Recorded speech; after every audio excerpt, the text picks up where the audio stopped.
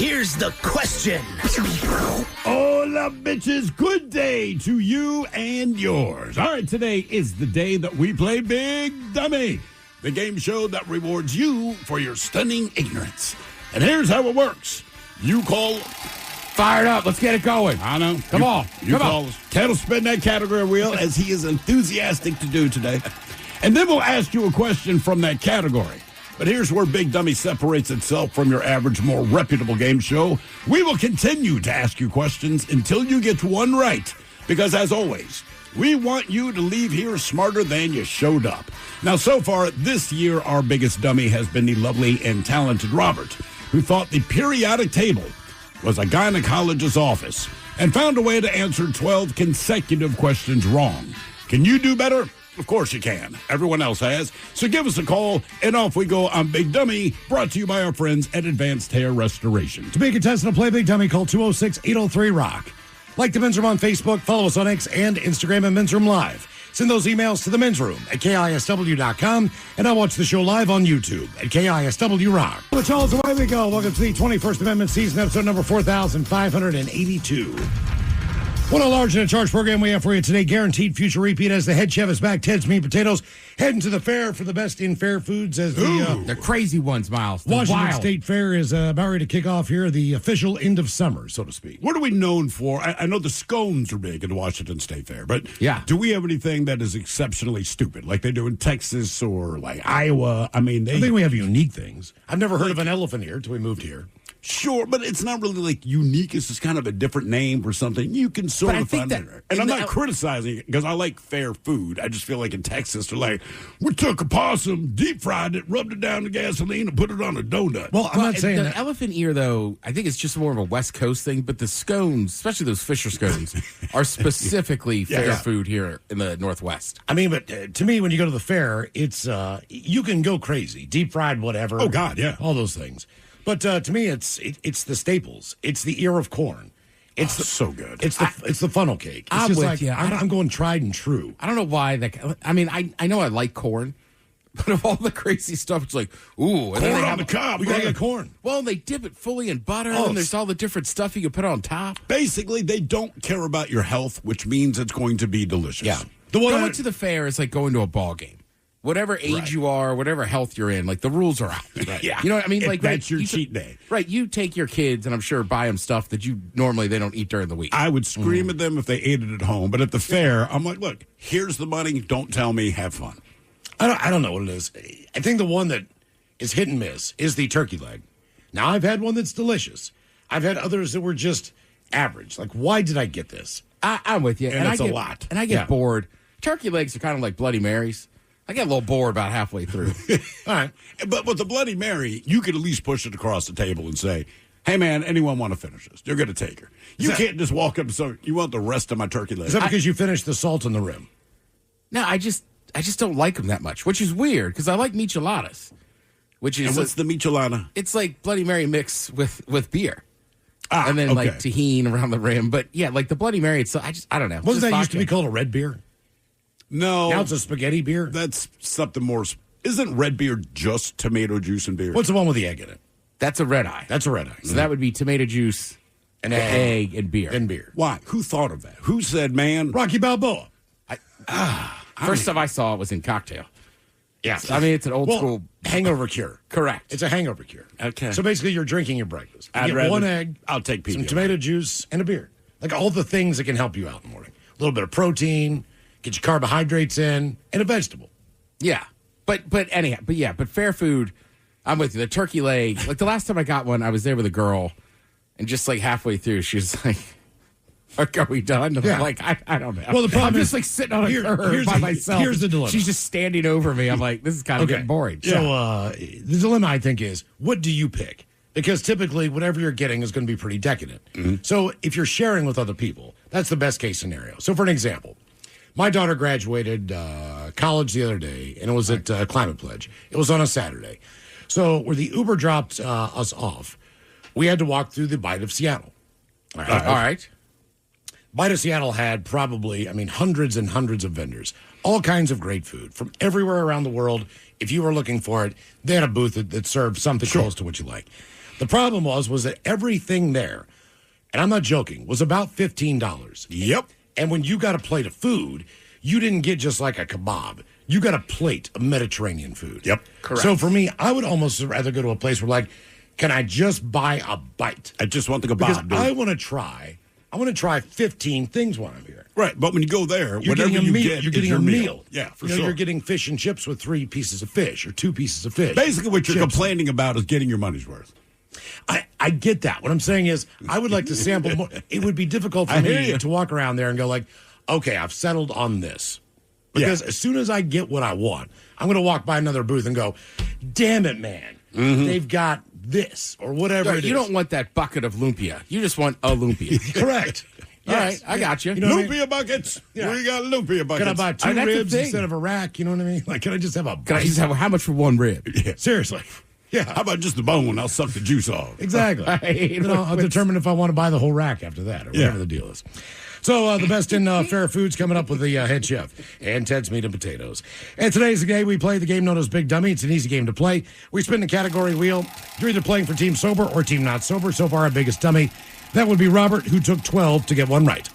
And as we do when we play Big Dummy, we like to do a little men's room poll.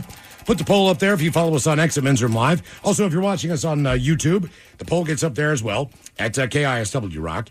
Last time, we asked you if you were to pick a new partner, which one of these qualities would you prefer that they had? Okay. Out of the 4. And the choices. Would you want to go out with someone who is a third-person talker? Jimmy would like a rib. You get the idea. Who's Jimmy? Me. I'm Yeah. Jimmy. Jimmy would like, a tamale. Tourette's was also on the list, as well as a loud chewer Jimmy wants a goddamn tamale. and a lisp. So here are the results from last week's poll. Coming in at 4th place at 16% of the vote, the one person that you would not want to date, believe it or not, a loud chewer. I believe that, man. And as the people who called in and voted said, look, it is a limited time.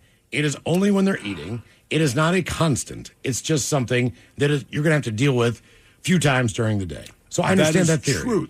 There's nothing wrong with that theory, and that's a very strong theory. Where it changes is when you're in a social setting, right? Because other people that are not used to this, and you're with this person, and so and versus the other 3, there's no excuse for that, Right. Like what like is you're wrong saying with your cousin or your uncle my was uncle a Eddie. Hummer. Jesus Christ. Well, so was my grandfather. But it's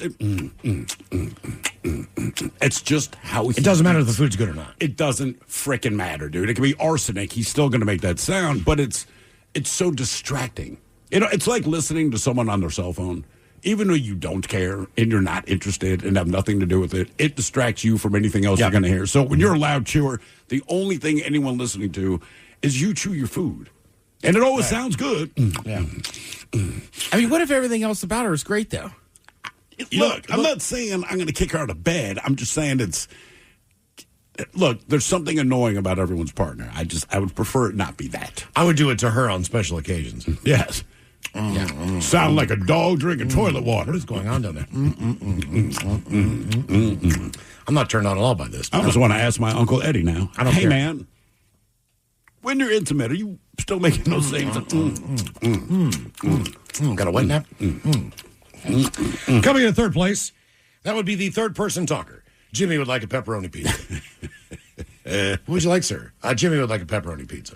And for you? No, I ordered for me. I did. The more we're talking about it, the more I don't mind that one. Third Third person. person. Yeah, it's just like, Katie wants to have sex. Like, all right.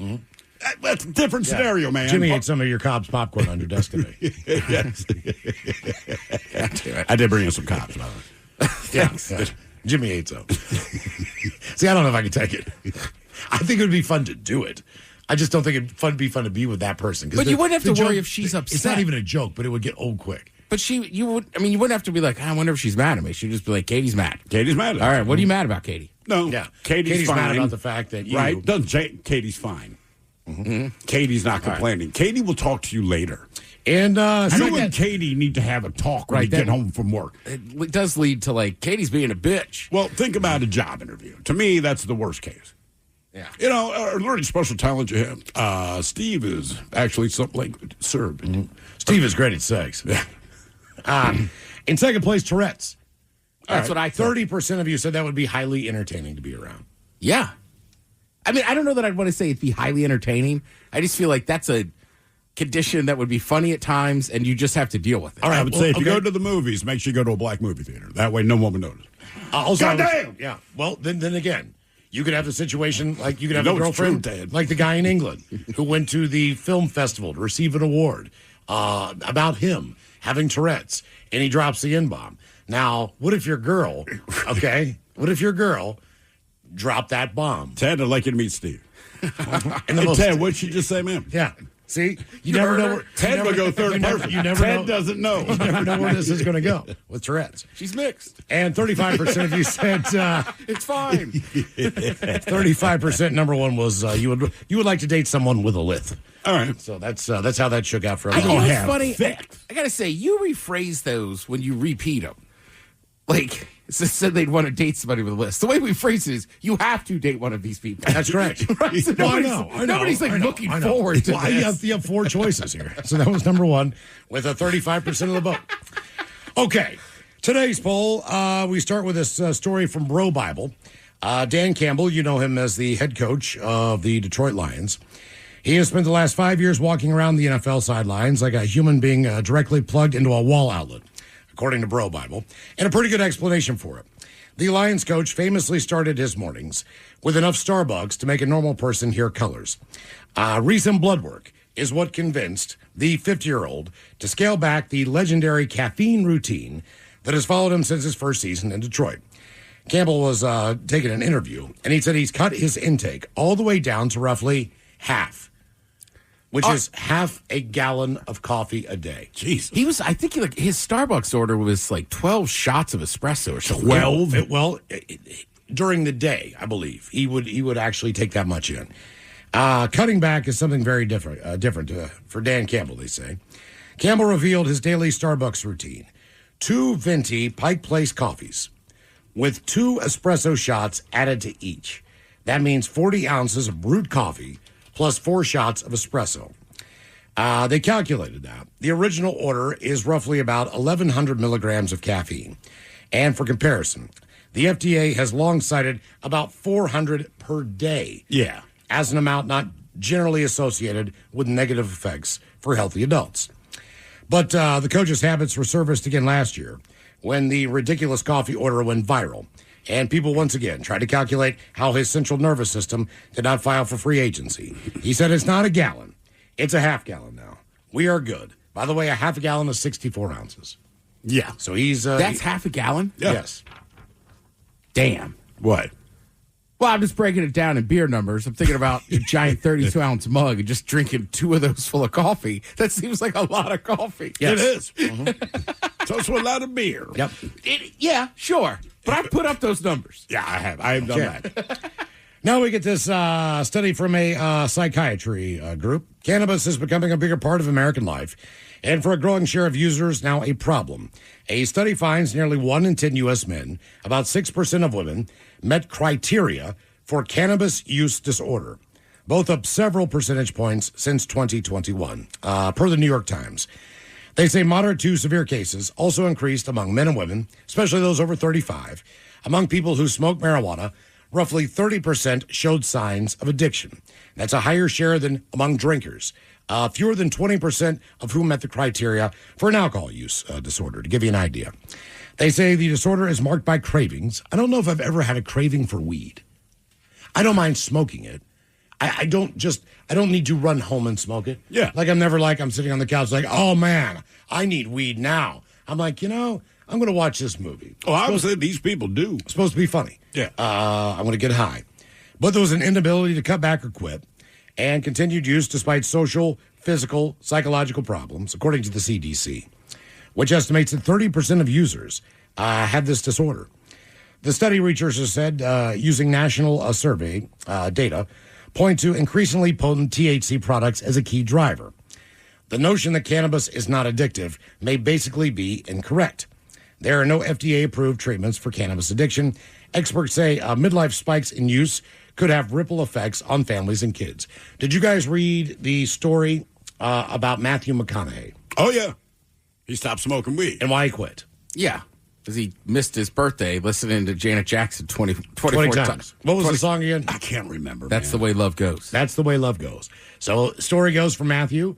He's on his way to a birthday party. Does not say what birthday it is. No, it's his. Yep. Well, I'm saying as far as the number. Yeah. I don't know how old he was when he quit.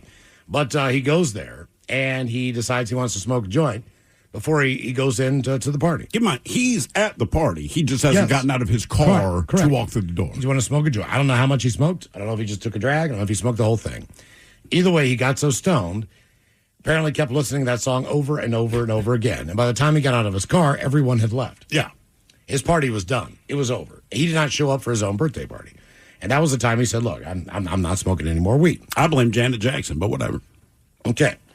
Next up, problem drinking has, believe it or not, declined in the U.S. Americans appear to be rethinking their relationship with booze.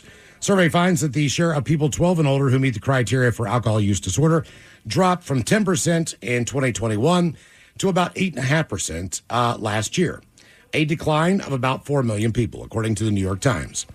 Most of the change is among those with milder forms of disorder, which experts say still adds up to a significant public health gain. They point to shifting social norms, rising awareness of alcohol's health risks, the use of weed as drivers. The trend comes as a federal government GPL-1s. Pulls back on alcohol-focused public health efforts, softening drinking guidelines, and cutting alcohol programs at agencies like the CDC. As it is, an estimated 178,000 people die annually in the U.S. from excessive alcohol. All right, so that's a good sign, I guess, so to speak. It is, and I was like, I mean, besides the GP, like I just know some people on GPL-1s who are like, yeah, I really cut back on drinking without even trying. Yeah, of course. And then I feel like nowadays, even used to be either you drank or you were sober, right? But then you have like California sober, and now it seems like they have like even other prescriptions that are just like tapering you off. Mm-hmm. And there's like there's programs now where people are like, no, you can still drink. We're just going to slow you down from getting hammered. Basically, that's kind of what Brad Pitt said. He was kind of on one of those programs. It's just responsible drinking. Have a couple glasses of red wine. Don't house the entire bottle. And He's still drinking red. I'm just starting out. I mean, look, what's the most common best diet in the world? Everybody says Mediterranean. Right. Like, you ever been to those countries? All they do is drink. There's a lot of wine and this and that, but they don't have all the same issues. A lot of it is their food. They also don't have drink a lot. They drink with every meal. Man. They also do not have a lung cancer problem in France. And they smoke. And they smoke nonstop. Constant. It's not prevalent in Italy, where they smoke nonstop. But they also have a glass of wine for lunch. They have a glass of wine with everything. Yeah. And they have a glass of wine because they're talking to you. If you greet them, they will open a bottle of wine and start drinking, which I liked. Now your final crutch here. We have from the BBC. The headline, I'm in therapy for my 14-hour-a-day phone addiction. I'm determined to beat it. Mario can spend 14 hours a day on his phone, he says. It's like a drug in his pocket. His phone pings, lights up. He just received a WhatsApp message from me, the author of the story, asking for an initial chat about a story.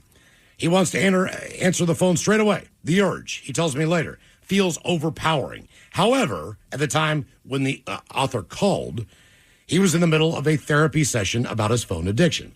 So he did not answer the phone at the time. Hey, I got to get this, man. He holds his nerve, but as soon as the meeting finishes, he's back on his phone, and an hour later, they meet on a video call. He said, I'm so sorry, the last thing I wanted to do was disturb your session. Mario says, don't worry. This is the feeling I've had for many years, this uncontrollable need to be on my phone. It's like carrying around your own drug dealer. My drug is always in my pocket, flashing, beeping, reminding me to take a dose. And Mario's screen data time is pretty crazy. So the author says this. Well, I looked at mine. One look at my screen time. The statistics tell me I checked my phone just yesterday 116 times. I also spent over 3 hours just looking at various different things. Okay? But they say phone addiction does not yet exist as an official condition. But in a recent survey of 1,000 adults by Deloitte, 70% of respondents say they spend too much time on their phones. A growing number of academics warn that smartphones are changing our brain chemistry. And experts in addiction have told me that they're seeing more clients completely dependent on their devices when they're trying to quit their own vices. Yeah, of course. If that makes sense. I saw like an addiction expert saying the same exact thing. He was like, at least if you're getting off drugs, you don't have it in your pocket. That is good. You know what I mean? You don't carry around cocaine to to quit the habit. Right. Nobody would quit cocaine if they had it in their pocket all the time. So the phone thing is very hard for people. They said last year, 1 in 3 clients treated for drug and alcohol dependency in England, which supports about 3,500 people a year. Also, those people had a secondary phone dependency. They say 7 in 10 respondents in a recent survey said they would prefer to spend less time on their phones if they could. So, look, today on the poll, one that applies to you. I'm sure there are people out there who don't drink, who don't smoke weed, who don't spend all day on their phone, or don't drink a lot of caffeine. Or do all 4. Correct. But the poll today... would call them fun. Yeah, the poll today is going to be cut back on one that applies to you. And like Ted says, you're not just quitting cold turkey. You're just going to make an attempt to cut back on this use. So is it caffeine, weed, alcohol, or phone use? Yeah, I don't want to cut back on anything, but the one that would apply to me, if doctors, psychologists, whatever, like, stop smoking, without a doubt. Right. Maybe stop drinking, but I'm not, that'd be smoking. Well, my problem is caffeine, I think. As far as what I'd like to, I don't drink that much caffeine, and here I am drinking a Diet Dr. Pepper with caffeine in it. Yeah. So, like, the drinks I like... Yeah. Have caffeine. Very rarely can you find a caffeine-free Coca-Cola anymore, or some of those products that used to exist. Caffeine is part of the equation. I think would be tough just because you're not really thinking about it in everyday life. I'm not drinking this Diet Dr. Pepper because I think it's giving me a rush. I'm drinking it because I like the taste of it. Right.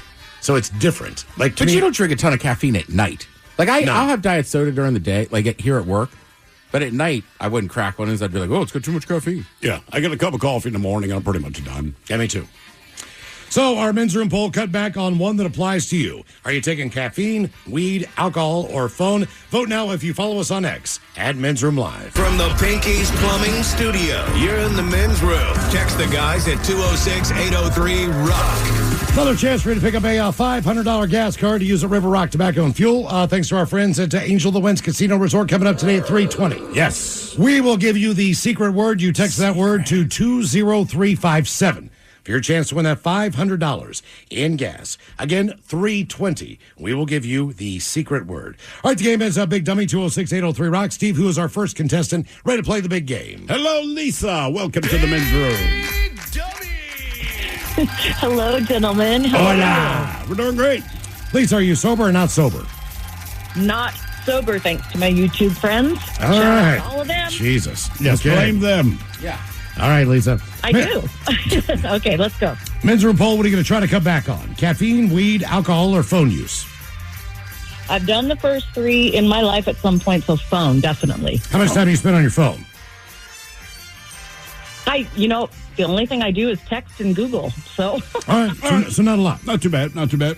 Lisa, my understanding here from your YouTube friends is that you, unprovoked, are going to perform Beverly Hills for us a cappella.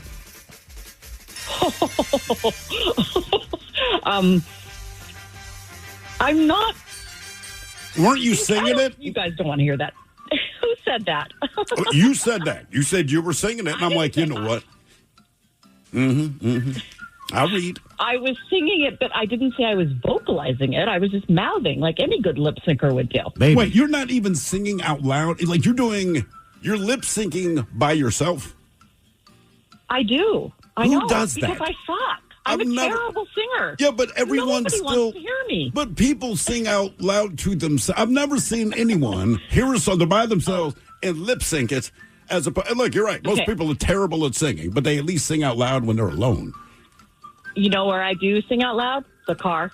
Okay, so you have to be in the car, then you'll sing out loud. All right. Everybody's personal karaoke. Actually, I had to tell my wife the other day. People point and laugh at me. Told my wife the other day, and I can't remember what song it was. It's a song I like. I believe it's a it was a Van Halen tune. And I just said to her, and I thought I was nice. I said, you know what would make the song better is if you didn't sing along. That was all. Wow. Yeah. The other good one is you go, who sings this? And they go like Van Halen. You go, they're doing fine on their own. Oh, no. I think James got it. Yeah. Yeah. He's got this one nailed. I'm going to leave this one up to Mr. Roth. I'm not sure he can do it now, but he could then. Yes, for sure. Let's listen. Yeah. All right, Lisa. Here is your question. And I don't know if you went to Berkeley or Princeton or something like this. But here's your question. What color are the star-shaped marshmallows in Lucky Charms?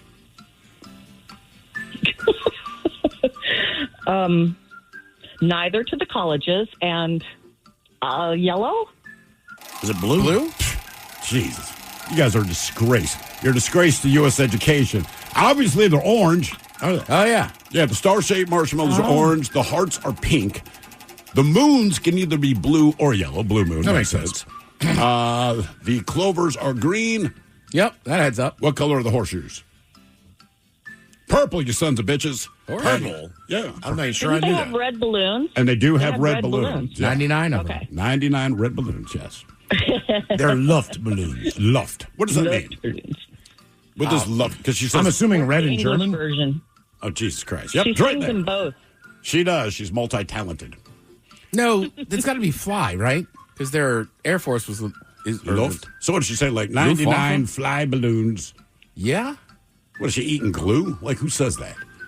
Oh, it means air. Air. Yeah, Oh, see? 99 air balloons. Air balloons. Oh. Is there some other kind of balloon? Yeah, no. I just Well, if they're not helium, they don't float. right, but it's still like it's an air balloon. What is Correct. I guess you could have a water balloon. All right. All right. Your question. Pea balloon. Oh God. In what year did Titanic sink? In what year did Titanic sink? Oh, 46. I have no idea. Was it 23? 1912. 12. By the Oh, way, check geez. out In Action News if you want to see a perfect recreation of Titanic sinking. Awesome. We nailed it. I mean, you would think it's news footage if you're stupid. All right. Your question, what mammal typically dies of starvation after its last set of teeth wear out? It's an African animal. Miles may have seen one or two during a safari. Last set of teeth. Oh, Assuming they're not killed by something. Not a hippo. Elephants. no. What a way to go. How many sets of teeth do they have? I don't know, but the thing, like you survive everything in the wilderness, but if you live to old age as an elephant, when your last set of teeth go, you die of starvation. That's got to be Okay, fantastic. shout out to the YouTube people. YouTube people, help me. Help me.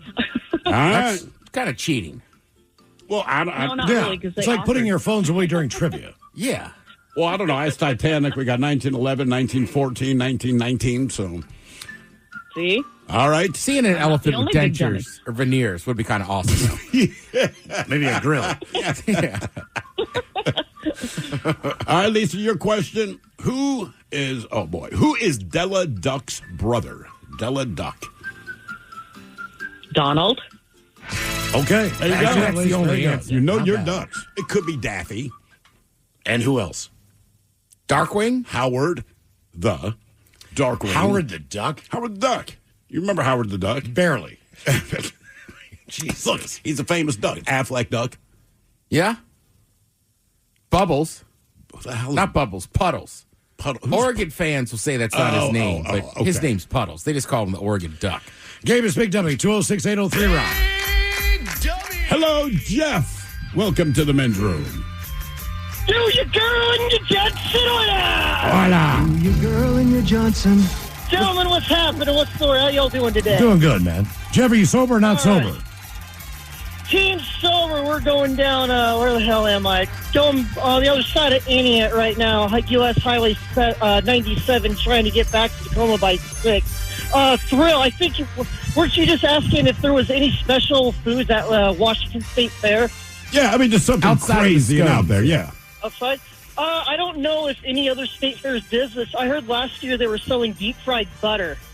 I don't know how that works. Hey, man, Texas is ahead of the Texas, curve. I think it started Wisconsin, in I think. Wisconsin. Iowa. Yeah. Oh, okay, so that is a normal thing. Okay. No, it's not normal. I'm just saying it has happened at the other state fairs. Jeff, is it smoky out there on 97?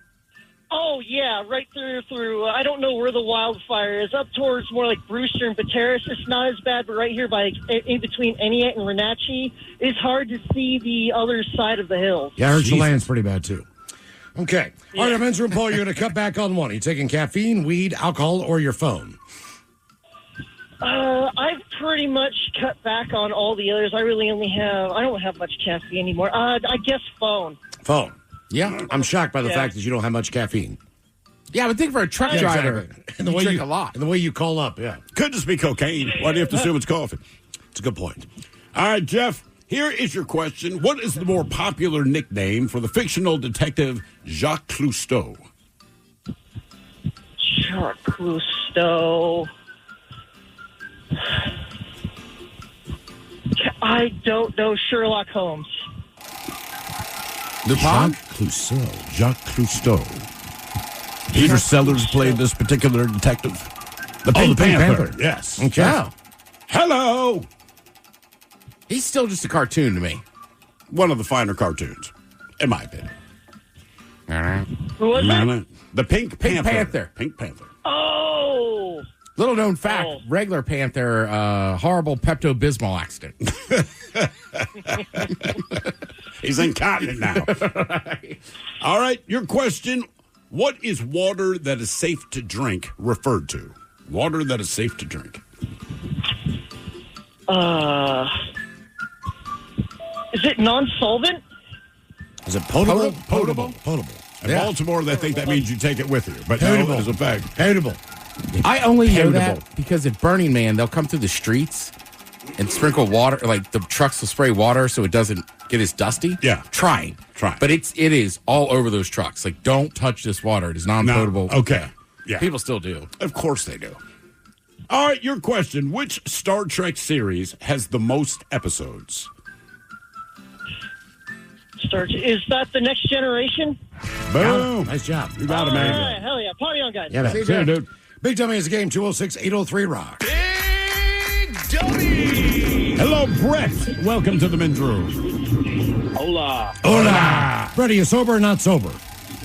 I'm sober. Okay, Brett, welcome to Big Dummy. All right, our men's room poll. You're going to cut back on one. Caffeine, weed, alcohol, or your phone?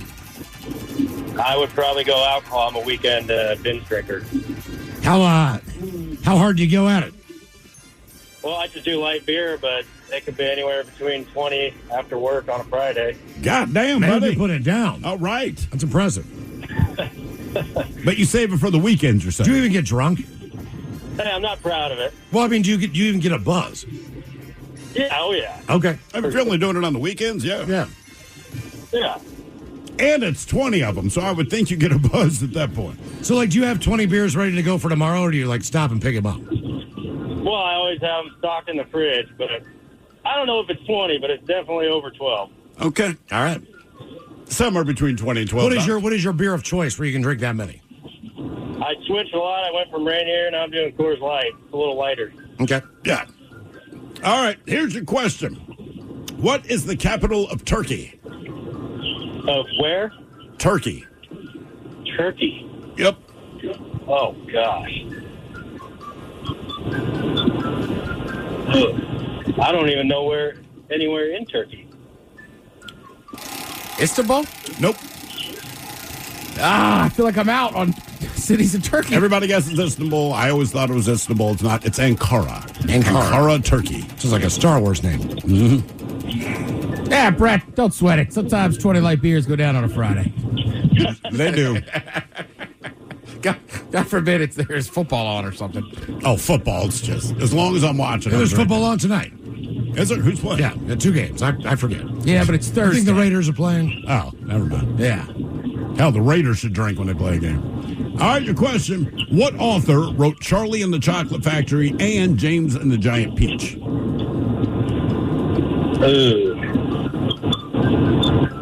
Charles Dickinson. Any guesses? He seems to like to name things. Here's someone's name and the blank. Charlie and the Chocolate Factory. James and the Giant Peach. By Roald Dahl. Roald Dahl. Thought he was an artist. Are you thinking of Salvador Dali? Yep. Yep. Okay. I got you, man. Vegas, Vegas Texans, then San Francisco, and the Chargers. All right. Tonight. All right. Your question. Steve Allen was the first host of what television franchise? Steve Allen. It would not be the Wheel of Fortune, would it? No, it would not. Was that your guess? Was it the Late Show? The Tonight Show. Tonight Show. No. All right, here's a question. How much did Judas receive for betraying Jesus? What did they pay him? Oh, gosh, I'm too young for this question. Well, to be fair, it happened 2,026 years ago, but... And most people, I feel like, do the bulk of Bible reading when they're children in school. Yeah. Did he receive something good I mean, or bad? it was better than a Subway punch card. Well, I mean, he turned over Jesus. So, I mean, I don't know that we can call it good, but it... All sins are forgiven. I'll put it this way. He got paid in silver pieces. So how many silver pieces do you think he got? 11. Man, 15? you'd have rolled on his ass quick. It was 30, man. Oh, 30. And you got to negotiate up there, Brett. Dang. Okay, your question. In what movie does Tom Hanks play the character Captain John Miller? Oh, I know this one. This is the Somali pirate, correct? Oh, I know the movie No. you're talking about No. now. It's Oh, gotta wait, be- no, the plane. The It's got plane. Castaway. Saving Private Ryan. Damn. Wow. Do you remember the Oh, porn? yeah. I'm not making the porn that was loosely based on Saving Private Ryan. Saving Ryan's Private. Correct, Miles. Yes, I knew that one. Yeah. Yeah. I like that you knew that. Like, oh, God, yeah, I know this one. Heck yeah. It was a double feature with Forrest Hump. All the Tom Hanks greats. But it was played by Tom Yanks. Yeah. Tom Yanks. Tom Yanks. Bachelorette party. All right. What was in the jaws of the swordfish mounted on the wall of the Addams family house? It was a body part, a human body part. Let's go with a leg. Got it. Boom. Very good. Oh, wow. Nice job. Game is Big Dummy 206-803-ROCK. Hello, Matt. Welcome to the men's room. Hola, bichola. Hola. Matt, are you sober or not sober? Sober. Sober, Matt. Welcome to Big Dummy. Thank you. Okay, our men's room poll. What are you going to cut back on? Caffeine, weed, alcohol, or your phone? Phone time, definitely. How much time you spending on the phone? I looked. Average is about 13 hours a day. Jeez 13. whiz. Do you have a job? I do. I'm a phone tech. All right. Okay, let me ask you, if cell phones weren't what they were, right? Because essentially, it's more than a phone. It's everything in your pocket. If you did not have a phone, would you just spend the same amount of time in front of your regular computer monitor? Probably. Okay.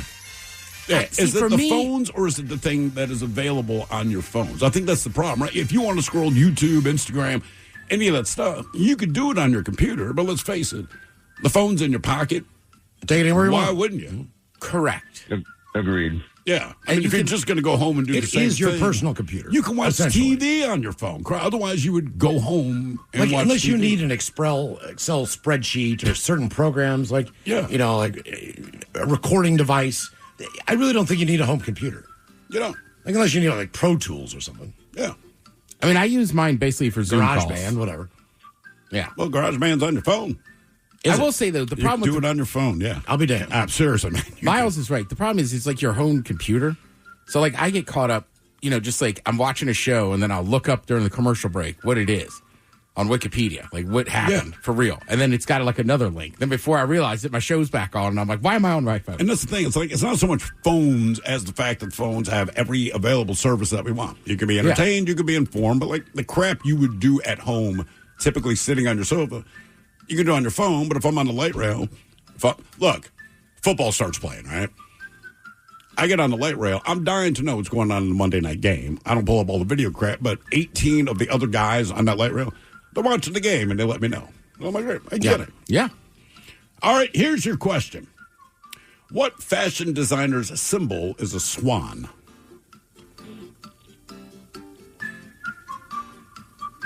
I believe Anderson Cooper is related to this person. Yeah, it's his mom. Is that his mom? Yeah. Jesus. I thought it was like his aunt or something. I didn't realize. Jesus Christ. I didn't know they had a fashion line. When you hear his mom's name, you go, oh. It's kind of a snooty name. It is. I thought it was like a famous, just rich family that has a university. They're that as well. Vanderbilt? Probably not. You got it. Damn. There you go. What is All the right. Vanderbilt? Gloria Vanderbilt. One and done. Right, But hey, before we let you go, 50-50 question for you. You want to open yourself a Taco Bell franchise? How much money do you need? $2 million or $5 million? $2 million. I'll say $5 million. You need $5 million to open Taco. What is the Vanderbilt clothing Fashion. line? You haven't seen? Well, they used to do jeans back in the day. Pretty If famous you for Google that. it, I think you'll recognize the logo and go, "Oh God, yeah." More of Big Dummy coming up. If you'd like to be a contestant, 206-803-ROCK. Summer means a whole lot of extra miles. Last place you want your engine to give out is halfway to nowhere. That's why every oil change at Valvoline Instant Oil Change includes an 18-point maintenance check. Valvoline Instant Oil Change. Change wisely. It's Sophia with an F, Franklin with the Y, and if you're looking for some bubblegum dum-dum podcast, then you are in the wrong place, baby. Whether I'm reminiscing on the trials and tribulations of working in the corporate world to recapping today's latest reality TV show, you're going to want to pull up a chair and stick around. It's a good time and always 100% unfiltered. Follow and listen to Sophia with an F wherever you get your podcasts. If you have a podcast and want to monetize it stress-free, you need the Odyssey Creator Lab. We'll host your podcast for free, and our experienced sales team brings in the advertisers and the revenue. Easy. Apply now at creators.odyssey.com and let us show you the money. Most of the time, La Playa sounds like this. For some, La Playa also sounds like this. 30, the 20, the 10.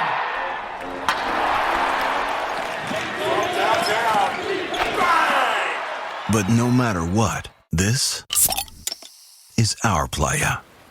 Corona, La Playa, awaits. Relax responsibly. Corona Extra Beer, imported by Crown Imports, Chicago, Illinois.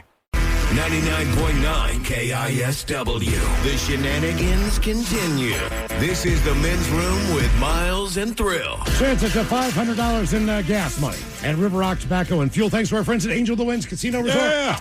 So here's what you want to do. You want to text the word truck, Truck. To 20357. Truck with a T to 20357. But you love the angry text we got. No, truck. Truck, you see. Text that to 20357. Your chance to win $500 in a gas card. You know, I got in trouble briefly. It was fourth grade art class, and I made the joke. Teacher's there. I said, what starts with F and ends in UCK? And his face immediately got angry. I said, fire truck. He didn't say anything. He looked at me for about 2 more seconds, kind of smiled, nodded his head. And Okay. we were all good. That's a good one. Oh, yeah. Game is Big Dummy, 206-803-ROCK. Yeah, my brother told me, I'm like, that's the greatest joke ever. Hello, Tom. Welcome to the men's room.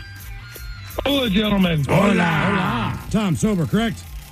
Oh, yeah, as always. All right. What are you going to come back on, Tom? Caffeine, weed, alcohol, or phone use? Caffeine. I drink a little too much coffee. How much coffee are you drinking a day? Probably 5 or 6 cups a day, kind of all day. Well, you're retired, right? All right. No, I'm still working. Are you? Okay. What time do you get your first cup of coffee in you? Usually, 7:30 or so. That's the most important one in my mind. That I wake up, I get up, I start a pot of coffee. Not even a pot. 1 cup for me. Go outside, smoke a cigarette. This is all very healthy now that I'm saying this. Walk back inside, drink my coffee. I'm good for the day. That's it. But I got to have a cigarette first. Start healthy. All right. Here is your question. Cinco de Mayo is a celebration of the Mexican defeat of what nation? The French at Puebla. Oh, come on. Easy Big peasy. brain. Big brain. All right. Before we Well, I let you did go to Carnegie Mellon. Oh, did you? Get out of town. You went to Carnegie Mellon. How much did that cost? Well, at the time, not much because I was on Air Force ROTC scholarship, so they paid tuition. Oh, wow. We just had Damn. housing and stuff. So your mom didn't have to pay a thing. No, and I had 3 brothers, so it was good for them to be able to have, the Air Force paid for my school. Yeah, no kidding. That's a hard school to get I into. was going to say, that's a very good university. Yes, it is. All right, here's They your have a good reputation. Well, they do have a good reputation, other than where they're located. Did you ever go to the O and get a hot dog? Oh, of course. All right. All right, here's your 50-50 question. Sweden or Thailand, which country has the most islands in the world? I'm going to say Sweden. Got it. Nice job, Tom. Do you know how many islands Sweden has? I'll say Wrong. 1,000. 267,000. 267,000. 267,000. Gabe's Big Dummy 206-803 Rock. Hello, Ryan. Welcome to the men's room. Hola. Ryan, you sober or not sober? I'm sober. Okay, Ryan, welcome to Big Dummy. All right, our men's room poll. Thank you. You're going to come back on one that applies to you. Caffeine, weed, alcohol, or phone use? Well, I've been working on it already, but I would say caffeine. Caffeine. What did you have to come back on? Well, it's not the coffee, it's the soda. All right. Oh, Yeah. all right. I think that's where most people get their caffeine from. Yeah, I rarely drink coffee. I mean, I could be wrong. To me, a cup of coffee just seems like it has more caffeine than a soda. But I don't know. I have no idea, to be honest with you. Absolutely has to. But also, you're not wrong. Like my brother, like that's his thing. Like what's Coke Zero or whatever, but does not drink coffee. But so Coke Zero still has caffeine. What is it? Zero sugar? I guess. Yeah, zero sugar. Okay. All right. Here is your question. The 4 C's grading gemstones are carat, cut, color, and what? Clarity. Bam. Bam. Another one and done. One and done. All right, before we let you go there. Thank you, Mr. gentlemen. Yeah, hang on. We got a 50-50 question for you. True or false? True or false? In the late 1930s, the Australian military launched a war against emus and lost. That is very true. That is very true. How do you know that? So there's this Australian guy on social media, and he makes these kind of funny but factual videos about Australia and how damn near everything down there is venomous. But one of his features was the war against emus, where the farmers over in I think Queensland were complaining that the emus were eating all of their crops. So they complained to the government. Government sent the military in there. Emus got smart. Decided to send 1 or 2 birds in as scouts, as the rest of them hung out just outside of their range. And then when the military could actually shoot them, they're big birds, but it's mostly feather. So they couldn't really hit them that well. And they ultimately lost because they ran out of ammo. That is... Jesus. Damn, That's awesome. Okay. Good for the emu. not a bright that? spot on the military record. Game is Big Dummy 206-803 Rock. It's tough when you lose a battle to an enemy that can't shoot back. And it's not even human. It's an emu. Yeah. Hello, Jorson. Welcome to the men's room. Jordan. Hello, Jordan. I hit the Welcome wrong to key. Liquor and I hard. thought it might be, but you never know. Yeah, I just looked at it. I'm like, oh. George, what is that? Jorson. Swedish? Well, that's what I thought, man. Okay. You know, The S and the D are next to each other. they are, but based on where we're located, I'm like, it could very well be Jorson, you know. Jordan, are you sober or not sober? Not sober. All right. Okay, Jordan, what are you going to come back on? Caffeine, weed, maybe alcohol, or your phone? Probably caffeine, because every day before work I drink 2 White Monsters and get my vape. Can't go without it. Okay. How old are you, Jordan? I'm 28. Yeah, Yeah, that's right. Actually, I've been listening to your guys' show since I was 16. Thanks. Wow. Thank you, brother. We appreciate it, man. That's like one of those things like, thanks. This means My we're buddy old. Logan got me into you guys, so I've been listening since. Oh, cool. Nice. Tell your friends. Yeah, man. Right on. Also, I don't drink many Monsters, but that used to be my go-to, was that white one. What's the flavor? Is it just Monster? Sugar-free Monster? Sugar-free Monster. It's not bad. Just clear. I had like a sugar-free mango flavor, but I think they discontinued that because I'm not seeing that anywhere. It's pissing me off. Sugar-free mango. I like that you're very specific, though. Like, come on, guys. Well, there's no reason to add all the extra sugar with all the other stuff you're drinking in an energy drink. You know what? That's a good point. That's a good point. All right. Your question. There are 4 active coin-producing mints in the United States. Philadelphia, Denver, West Point, New York, and where? Oh, crap. Wisconsin. Is it Fort Knox? San Fran? Nope. It is San Francisco. did Well that. done, Ted. Yeah. For some reason, San Francisco and U.S. Mint, it just doesn't register in my head. All right. You know, Philly, you go, sure. Denver, maybe. West Point, New York, you go, all right. San Fran, you're like, really? Huh. It's a massive city. It is a massive city. For some reason, that just seems like the last place we'd have a U.S. Mint. All right, your question. The Pink Ladies was an all-girl gang in what movie? Pretty Pink. Is it Grease? Grease. Hello, Pink Ladies. Because they had Pinky Tuscadero. No, that was Happy Days. Pinky Tuscadero was Fonzie's on-again, That's off-again right. girlfriend. Have some respect, Miles. Sorry. Fonz never had a steady girl, huh? On again, off again? Because Fonz was getting laid constantly. Yeah, I know.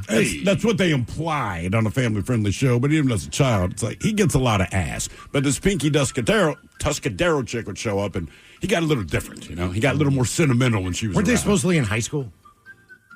No, everyone was. Fonz wasn't. He had aged out of high school. Yeah, he was not he wasn't Luke Perry. All right. Hey. Some of that stuff back in the day is a little tough. What do you mean? Well, it does seem odd when you phrase it that way that the Fonz is hanging out with high school kids. Well, it's not so much they more hung out with him, all right? Right. Richie Cunningham, his family's house, I guess, was the main place everyone went. Yeah. Everyone went there all the time. Fonzie was good friends with his parents. Oh, okay. The other kids thought that he was super cool, so they kind of hung out with him. He wasn't really trying to hang with them. All right. Because he had booty, Ted. All right. Your question, on what continent were Butch Cassidy and the Sundance Kid rumored to be killed in 1908? North America. South America. South America.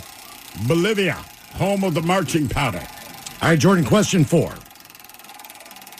Question number 4. Who directed the 2003 movie Elf? Was that Will Ferrell? John Favreau? John Favreau. Good work. Favreau beans. Gutter. Gut man. Is it Favreau? Favreau. Favreau? Yeah, right? Is it Favreau or Favreau? Who do we have on back in the day? Was it him or Ratner? No, we had him on. We had Favreau. On the phone. That's right. We interviewed John Favreau? Yeah, he was down in the Caribbean. He was filming a movie with, the hell did we do that? Hayek? It was on the phone. I wasn't there because I was giving out tickets somewhere, but yeah, and he basically told us I handled most of the interview. He didn't have anything to say. Yeah, he was like, Will Ferrell is pretty quiet in person. And I would just be like, all right. I did not remember interviewing. Yeah. Damn. I mean, that'd be like a week or two after you started. He was Miles. dating somebody. That was pretty quick. Like Penelope Cruz or yeah. somebody. I mean, he was dating somebody at that level then, you know? Because I like the guy. I watched Swingers like a couple weeks ago. I still like that movie. Yeah.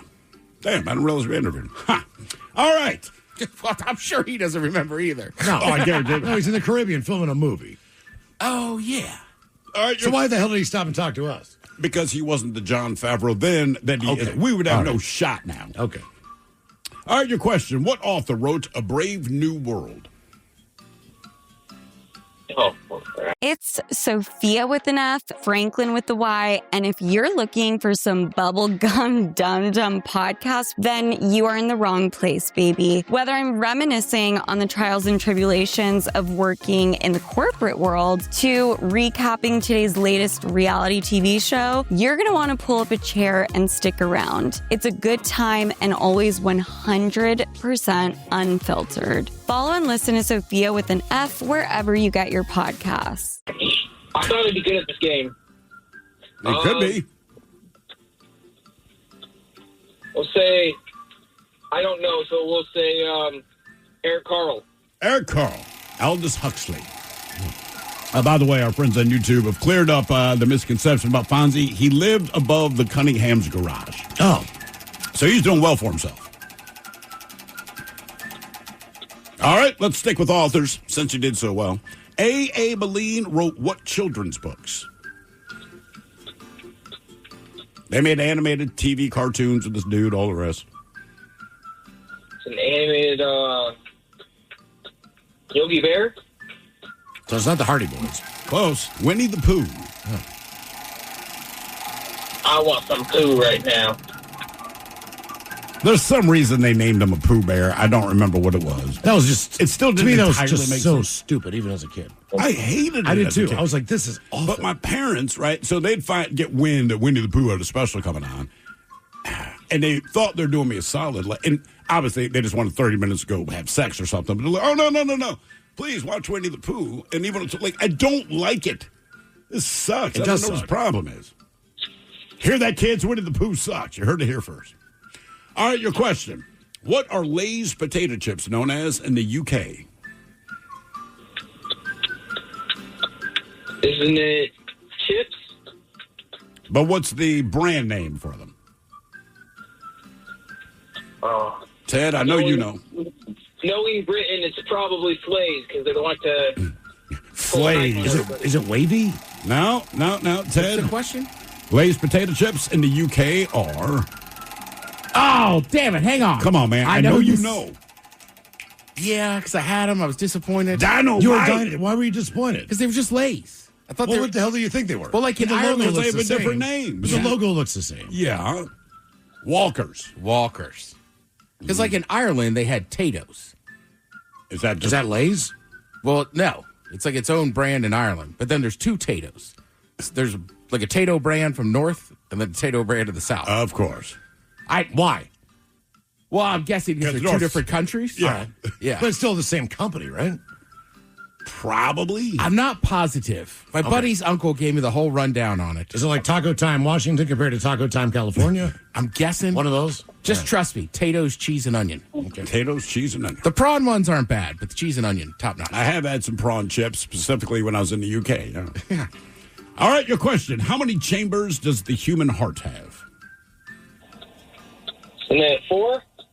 You got it. Oh, all right. There you go. You know what I discovered? So you were saying like the Walker's logo basically looks like the Lay's logo, just a different word. Well, isn't wavy maybe than Canada? I don't know. Does that seem right, Actually, Ted? that sounds familiar. I'm just trying to remember when we had those ketchup chips. I think Taryn was going nuts over them. But when we were in Mexico, and they have Doritos, and it says Doritos.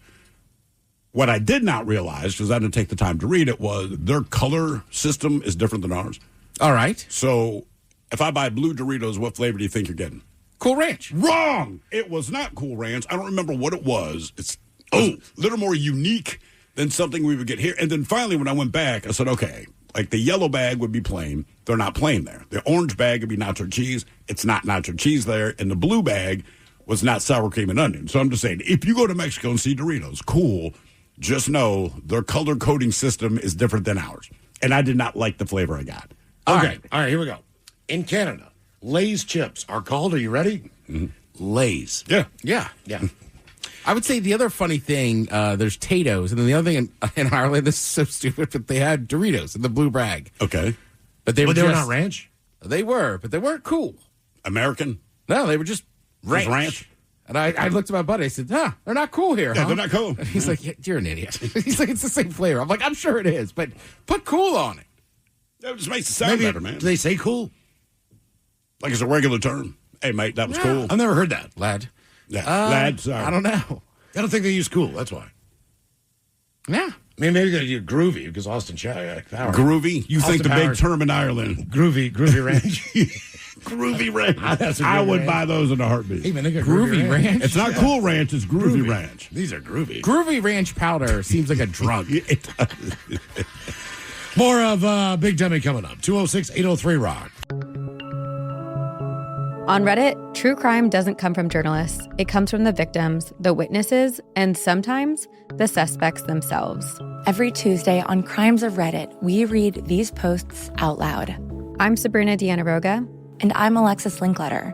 One of us brings the story, the other goes in blind, reacting in real time, just like you.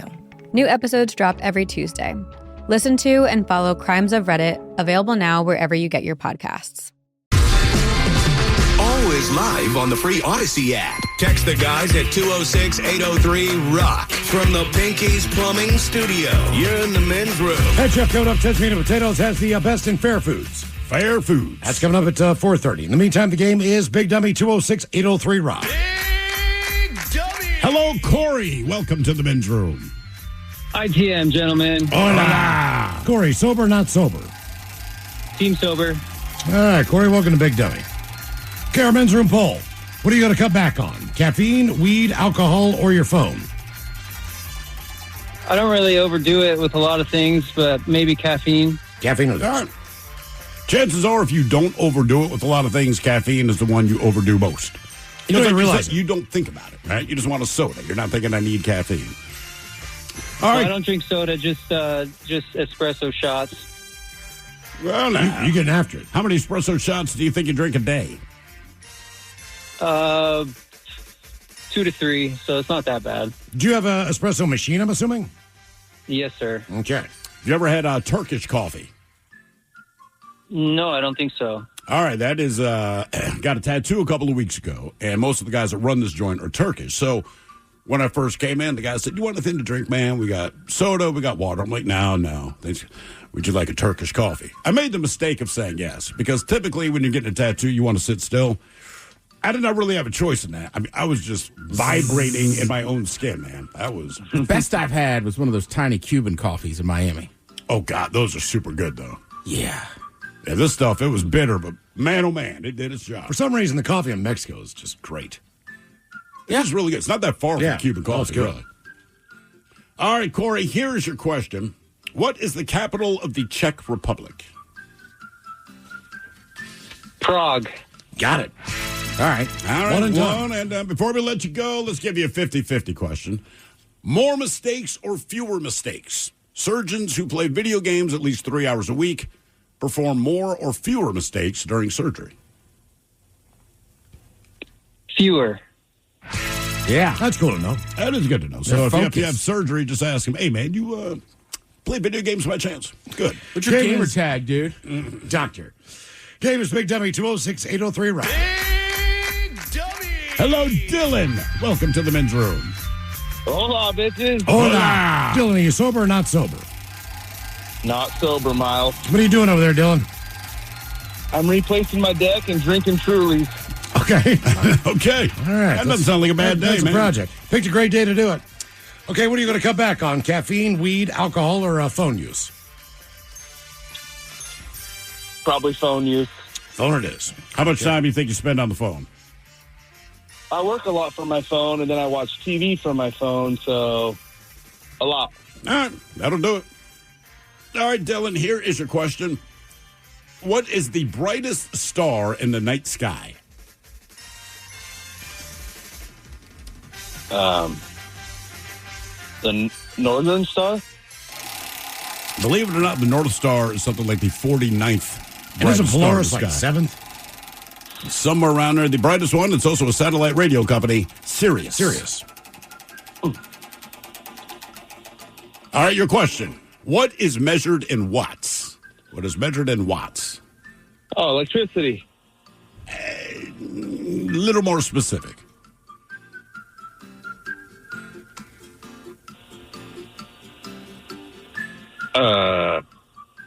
Power of electricity? Power. It is Yeah, power. yeah. Power. Yeah, I mean, 'cause look, you can do current, you can do other things, but yeah, power. What about Specific. voltage? That's another thing, right? So it's all electricity. That's why, like, you got it, because there's what? There's current, there's voltage. I'm done. And power, yeah. Game is Big Dummy, 206-803-ROCK. Hello, Jared. Welcome to the men's room. Hola. Hola. It's Jared. Sober or not sober? I'm sober. All right, Jared. Okay, what are you going to cut back on? Caffeine, weed, alcohol, or your phone? I'm going to cut back on my phone, definitely. I scroll Instagram a lot. Okay. Everybody does, man. All right. Well, that other guy brought up the Emu war. Yeah. He's like, I learned that, like, some of the random interesting things I know now are just some dude explaining it on Instagram. And again, that's one of the things about the phone. You're less likely, I believe, to sit at your computer and go down certain wormholes as opposed to the phone.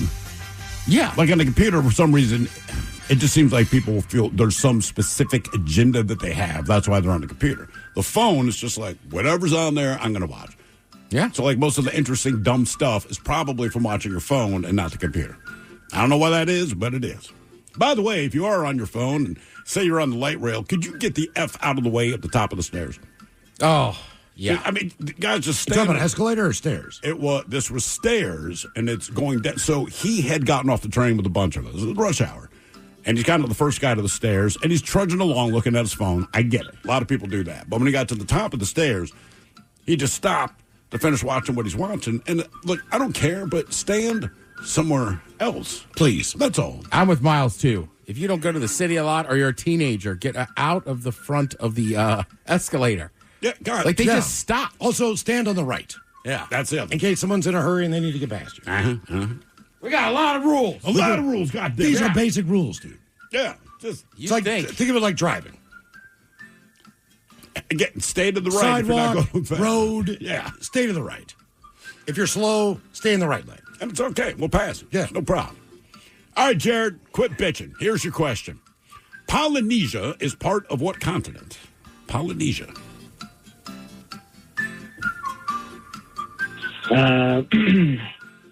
Is that the same one as Australia? They just changed the... Oh, no way. Look, is it really? Oceania? Yeah, Oceania. Yeah, it's Australia. I thought for sure Okay. that's a great question. No, you won and done, my ass. All right, before we let you go, 50-50 question for you. True or false? Popeye originally got his strength from rubbing a magic chicken. I'm going to say... That sounds weird, so I'm going to say it's true.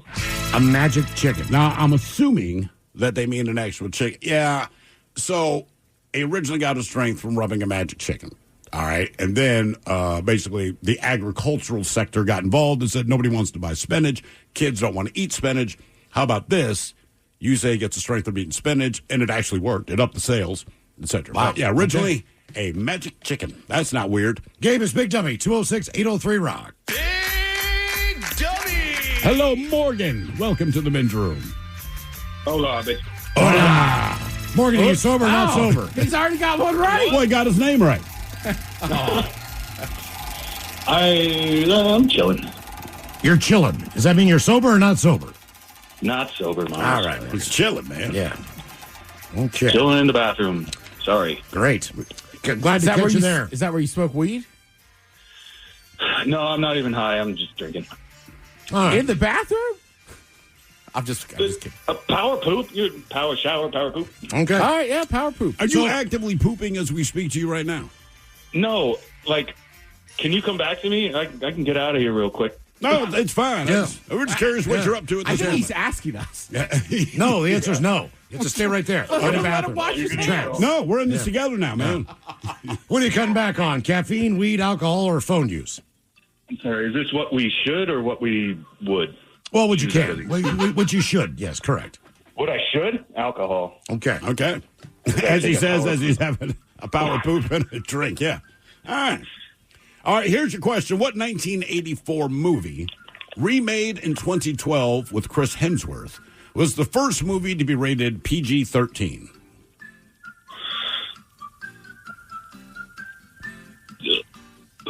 Hercules? I don't watch movies. I'll give you a hint, Miles. Wolverines. If it's not Red Dawn? Red Dawn. Okay. That is correct. All right, your question, Power Pooper. What did Rumpelstiltskin spin into gold? Rumpelstiltskin's do linen? What's that? Linen? Straw? Straw. All the money he could have made out of change my name. All right. Established in 2023, on what continent is the world's newest country? It's only 3 years old, but in what continent? Europe. That would be the logical guess. Africa. Africa. Every 20 minutes, there is a new country, man. I mean, that's just count on that. Damn. But on that note, what continent has the most countries? What continent has the most countries? Ooh. You care if I look at my map here real quick? I'm going to go Europe. I'll say Africa. Africa. Yeah. It has 54 countries. That'll change by tomorrow. Asia is second with 48 to 49, followed by Europe, which they say anywhere from 44 to 51. I'm not sure what the whole thing is there. And the North America, which includes the Caribbean and Central America, we have 23. Okay. All right, your question. What's that? How do you have a continent with varying amounts of, like, we don't know how many countries we have. I think because a lot of times things are in dispute, right? So And like monarchies. Right, all that kind of thing. So that's basically it, is disputes. Put it this way, one group of people will give you one number, a different group of people will give you a different number. Yeah. All right, your question. What name is given to the diagram in which sets are represented by circles? Venn. Boom. All right, there you go, Mark. All right, wipe up. Wash your hands. Okay. All right, there we go. Game is Big Dummy 206-803 Rock. Hello, Walter. Welcome to the men's room. Hola, guys. Hola. Walter, are you sober or not sober? I'm sober. I'm driving home. All right, Walter, welcome to Big Dummy. And thank you for not pooping actively while we speak to you. What are you going to cut back on there, Walt? Caffeine, weed, alcohol, or phone use? Phone use. Like that last guy. Too much time on the gram. Gotcha. And Instagram loves that. Thanks for following me. All right, here's your question. Which music festival is held in Manchester, Tennessee each year?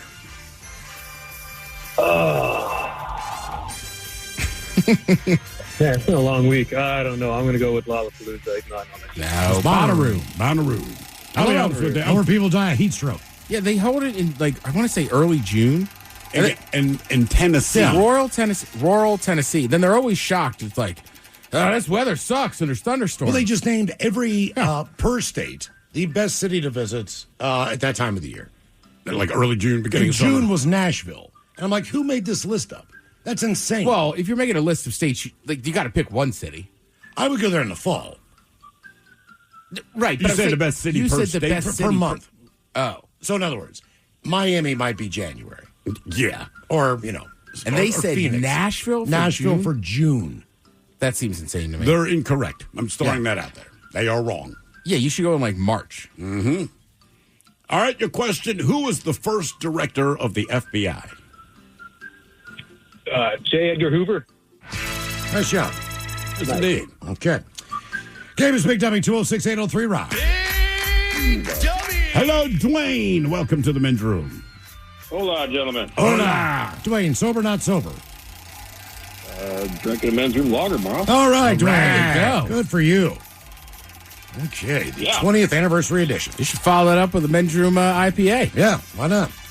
Okay, what are you going to cut back on? handy out Caffeine, weed, alcohol, or your phone? I probably ought to cut back on the alcohol now. Alcohol. Well, wait until after you're done drinking the men's room. Finish the sixer first. Yeah, come on. Oh no, I got stuff I got to get rid of first. Okay. That's how you get rid of it. All right, Dwayne. That's right. Here's your question. We're back to the world of Winnie the Pooh. What kind of animal is called a heffalump in Winnie the Pooh? A heffalump.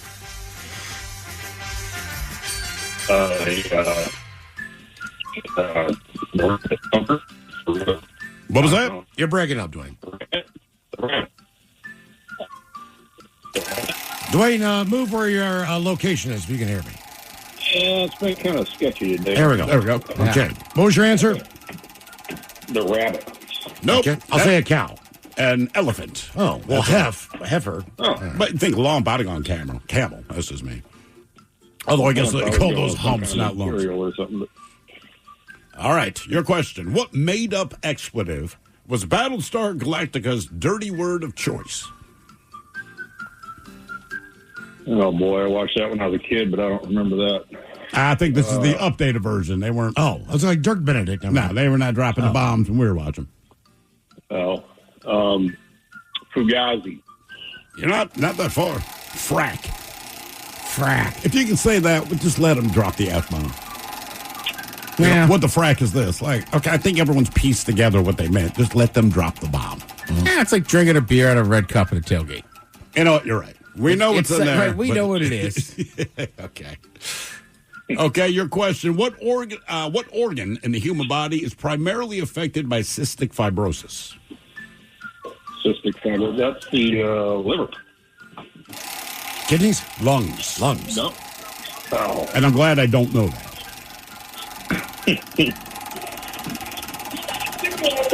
All right. In the movie Die Hard, what does Bruce Willis's character leave in the limo? I get the feeling. I'm sorry, guys. Movie Die Hard. What does Bruce Willis's character leave in the limo? Is that a radio? The Christmas present? A bag of cocaine. A teddy bear. Oh, yeah, it was. All right, yeah. All right, Dwayne, question 5. Yeah, you guys are beating me. You're whooping on me today. All right. What part of the human body does an electrocephalogram monitor? If you get an electrocephalogram, what part of the body are they monitoring? It's an organ. And this is at a hospital, I'm assuming. Yes. Or a shady van. A shady van, huh? Electrocephalogram. The heart makes sense, I guess. I'll go back to the lungs. The brain. Oh, the brain. Yeah, for electrical activity. That's specifically what they're looking at. That'd be a really shady van. That's what I'm saying. I like the answer on YouTube. The inside. They're not wrong. Okay, kind of a trick question just based on the word here, but what NFL team's logo features 3 hypocycloids on its helmet? 3. Ted got it. You recognize these shapes. You just would not call them hypocycloids. Fleur de Ray, is it the Saints? Oh, it's not a bad guess, man. Steelers. The Steelers. Yeah, we call them diamonds, but apparently they're... Tennessee's got what are those? That's just stars around there? Just stars and the sword. Okay. I'll tell you the what. Saints are what? The Fleur de Lis. Correct. But the Steelers thing, I mean, I had to be in my 20s before I saw something that was like, oh, that's the logo for Steel, too. Yeah. When I was a kid, that logo was all over town. U.S. Steel. Was it U.S. Steel or Alcoa? U.S. Steel. It was everywhere. Yeah. You saw that on billboards, and it had nothing to do with the Steelers. That was their straight-up logo. Right. Yeah. It was actually on cans and, crap like that. We're just old, so we saw it back then, but yeah. Yeah, I was just like, no kidding. All right. Ted came up with this question, so please forgive it. In Star Wars, what planet is home to the Jedi Temple? It's so easy. It's so easy. It is. Jedi Temple. Mm-hmm. Well, it's not the Planet Jedi. Not Planet Jedi. That'd be too easy. Let's go Andor. I don't know. It's not Hoth. Was it? Nope. It's not Tatooine. Alderaan. Nope. Coruscant. Coruscant, dude. Oh, my God. Come on. Especially ham and cheese one. Ted was chomping at the bit to screen that. Couldn't wait to get it out. Thank you for fighting the urge. Hey, no worries. I just want everybody to know more about the wars, as I call them. Yeah, the wars. Yeah. I said no one ever. No one's ever referred to Star Wars as the wars. The wars. Hey, we'll come over 3 hours and watch one episode of the wars. Narrated by Tom Hanks. All right, your question. The USS Arizona and the USS what are the only 2 battleships that remain buried following the attack on Pearl Harbor? Named after a state, and that state is boring by most people's estimation. Beautiful, but boring. Is it Wyoming? Is it West Virginia? Utah. Huh. Utah. I mean, it was Question 8, Dwayne. Yeah. Come on, Dwayne. I'm not showing very good today. That's all right, man. It shows the power of men's room beer. All right. How many worlds were in the original Super Mario Brothers? I don't know. I didn't play games. 7, 11. So close. 8. Question 9. All right, question 9. The Treaty of Versailles formally ended what war? That was World War I. Okay. Very good. There you go, man. Let's do one more contestant. Do one more. 206-803 Rock. Hello, Joe. Welcome to the men's room. Hola. Joe, are you sober or not sober? Oh, sober driving home. Okay, Joe. Welcome to Big Dummy. All right, let's see here. Our men's room poll. You're going to cut back on one. Are you taking caffeine, weed, alcohol, or phone use? I'm going to have to go phone. Phone. Yeah, it's pretty popular today. All right, Joe, here is your question. Who directed Blazing Saddles, Young Frankenstein, and Airplane? Man, good talking to you guys. First time, long time. That'd be Mr. Mel Brooks. Okay. All right. Hey, before we let you go, let's give you a 50-50 question, by the way. Thank you for joining the show. All right. Roadkill or a bird colliding with a plane? Which is nicknamed Snarge? Snarge. I want it to be the plane. I'm going to go plane. Okay. Got a little snarge on your face. Well, it's a combination of snot and garbage. It Damn. comes out of the military. Snarge. Right. They're like, man, when you hit a Right. bird, it kind of explains itself. Head Chef coming up with the best in fair foods with Ted's Meat and Potatoes. And we got your emails coming up next from the men's room at KISW.com. Sometimes it feels like the news is full of things that have never happened before. And that is not exactly true. In fact, it may have happened this very week, hundreds or thousands of years ago. I'm Sally Helm, host of the podcast History This Week from the History Channel. Trade embargoes? Thomas Jefferson tried them. Rent too high? We've been arguing about that for a while. Each episode is proof. The past isn't that far away. Listen to History This Week, available now on Apple, Spotify, or wherever you get your podcasts.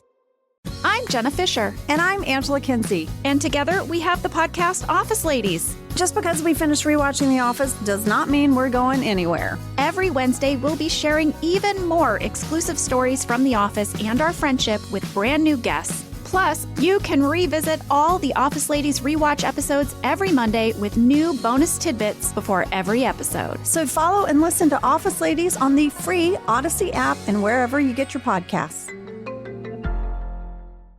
99.9 KISW. We return to the men's room with Miles and Thrill. Head Chef is coming up. Ted's Meat and Potatoes talking fair foods, but first time for a few emails to the men's room at KISW.com. And we'll jump right into the birthdays brought to you by Men's Room Roasted Red Salsa from San Juan Salsa Company.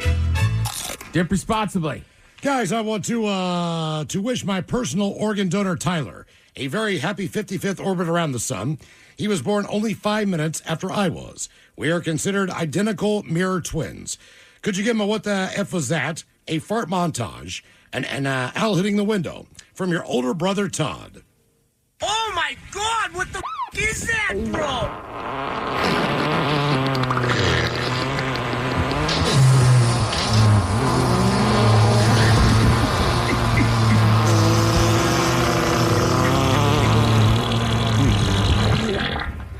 Todd also says, by the way, we lived in Zambia in the late 70s. We always ate at the Copper Smelter Cafe. On the menu was monkey gland steak. Yay! Baboon bolognese. Or bolognese. Bolognese. Bolognese. Well, it's got a G in it. Maybe it's a tiny one. Elephant stew as well. I don't think he meant bolognese. Yeah. Bolognese. Baboon bowl of gaze. In actuality, it was only chicken fried steak. Regular bolognese and oxtail soup. We were so bummed when we found out it was not true. Rock on and thanks, guys. Is there a difference, by the way, between an identical twin and a mirror twin? I'm sure there is if he said it, but it just... And look, I'm not a twin. I don't know. But once you say identical twins, to me, there you go. I don't know. A couple extra birthdays on my behalf. First of all, Ted, you would be happy to know my ex-wife, her cousin Becky, is having a birthday today. You know, Becky, the lesbian. Yeah. Do you know what Becky's driving these days? Seriously. What, a Subaru? A really nice SUV Subaru. Yeah. One of the few people on the East Coast to actually drive a Subaru. Yeah. You see them all the time out here. For the record, I did not know a lot of gay people on the East Coast. When I moved to Seattle, there was a lot more gay people, especially we live in Capital. Yeah. First Hill. So I was just checking because I'd already screwed it up like 3 times first week. Okay. But I was mid-conversation, just went, "You're not gay, are you?" And she was like, "No." And then, for 20 years now, Ted thinks she's gay. And I was like, "I'm just checking." Okay. Who does that? Right. Just checking. Right. Nobody's just checking. Hey, anybody here gay? Like anybody just walks in our apartment. Hey, let me ask you a question. You know.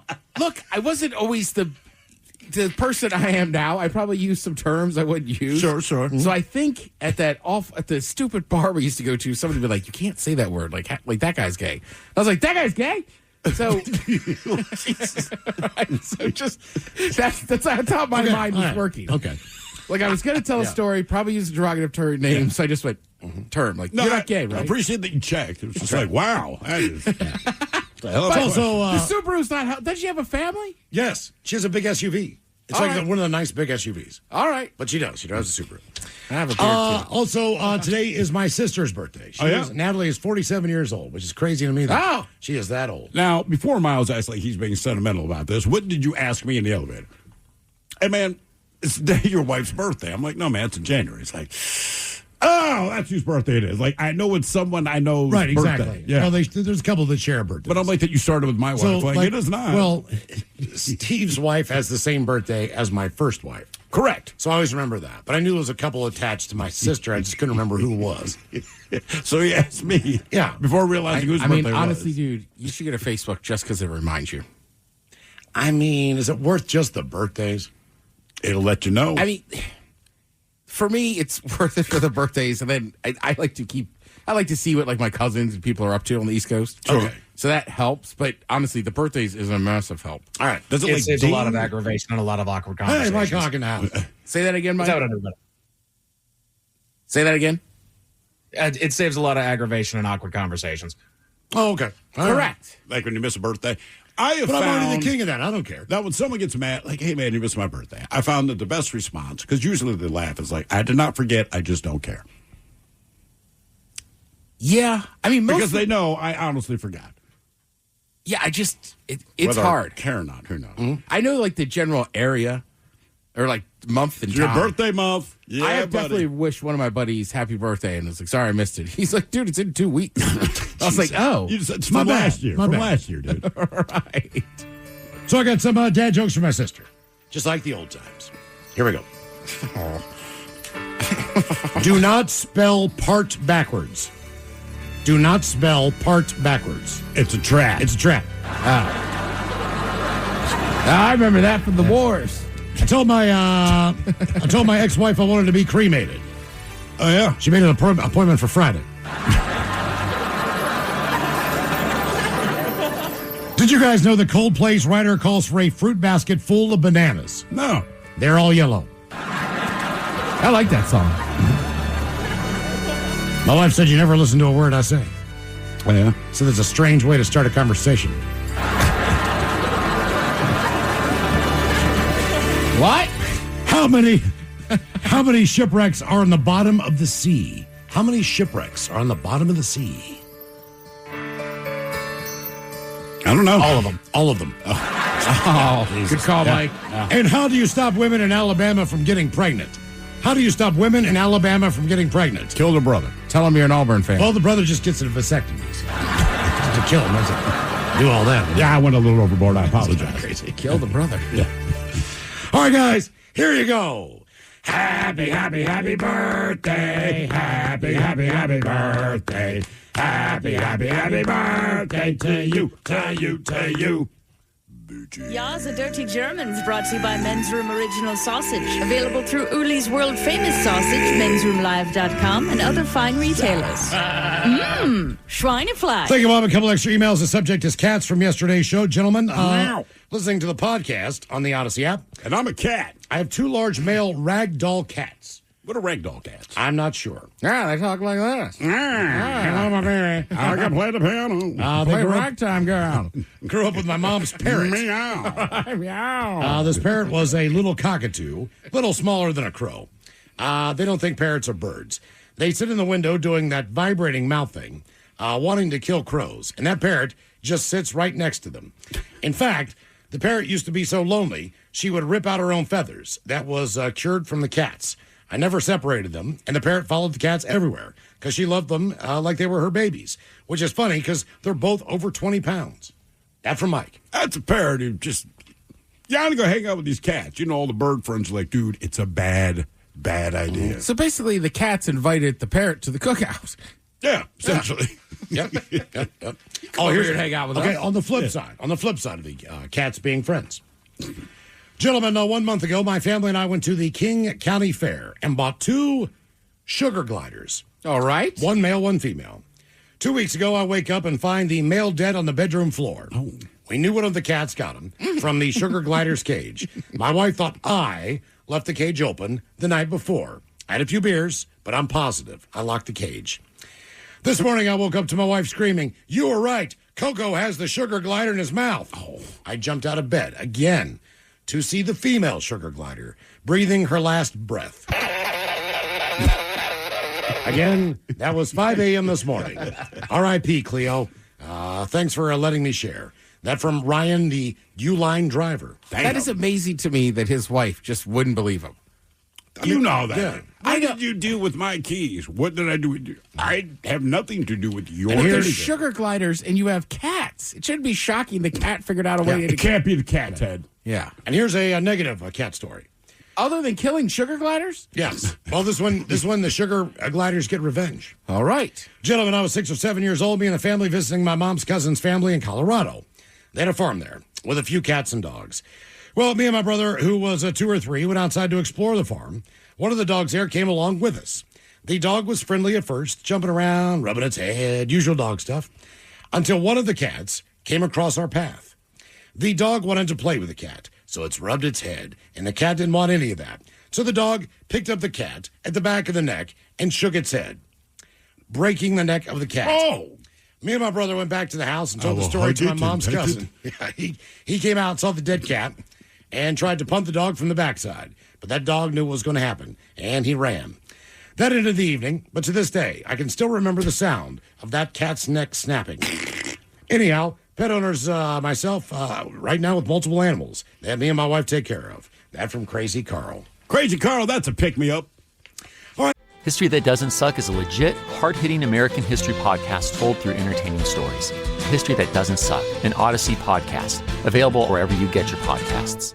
All right, coming up, we will drink and toast with a shot of the day at 5:08, but first. Time to open wide and sample Ted's meat and potatoes. Now, here's your host, head chef of the men's room, the Ted Nugent. Head chef and a half. Thank you, folks. Thank you. Good to be back in the house. Now, we were talking earlier. Obviously, we already had the... what is the one up north? The Evergreen State Fair? Has that happened yet? Or maybe that is it Monroe or up in Monroe? Yeah.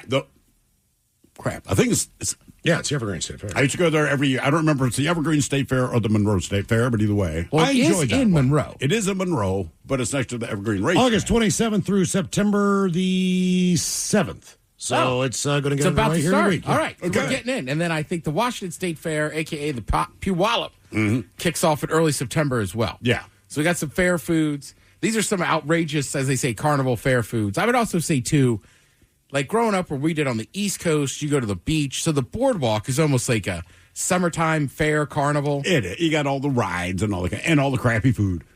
Correct. Yeah. Basically, the Washington State Fair runs the entire month of September, from the 4th to the 27th. Damn. Yeah. Okay. I've never actually been to that one. Okay, I will say this. We talk a lot about Baltimore. Obviously, we spend some time there. I used to broadcast every year from the Maryland State Fair in Timonium, all right? Yeah. Now, for everything that you have heard from us talking about how great the food in Baltimore is, and it is absolutely spectacular, the Maryland State Fair is without question the worst state fair in the United States of America. It's got to be. It's got to be anything worse than that fair. Even the food sucks. Which is hard to do in Baltimore. We never went. I only went 1 year as an adult. I'm with you. I did not care for it. No, I had the broadcast, like Miles did, and it's awful. It's the people, all right? And people in Maryland, by and large, are a friendly group. They're ready to party. They throw down. They're cordial.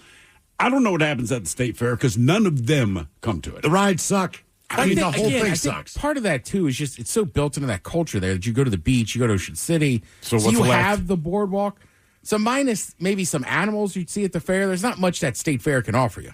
You're absolutely right. You know what I mean? Except We're like in the people. state of Washington, right? Like, to me, I mean, I know they've kind of changed things up and you could buy, like, the scones, like, year-round, I think, in certain spots. But, like, to me, when I moved here, that was, like, a massive reason to go one of the fairs was to get that scone. Yeah. And if I'm in Puyallup, if I have anything to do with Washington State Fair and we've got a budget, as soon as Wild Wave shuts down, I'm gonna go buy a coaster or something and bring it over. Bring it over, man. Seriously, why not?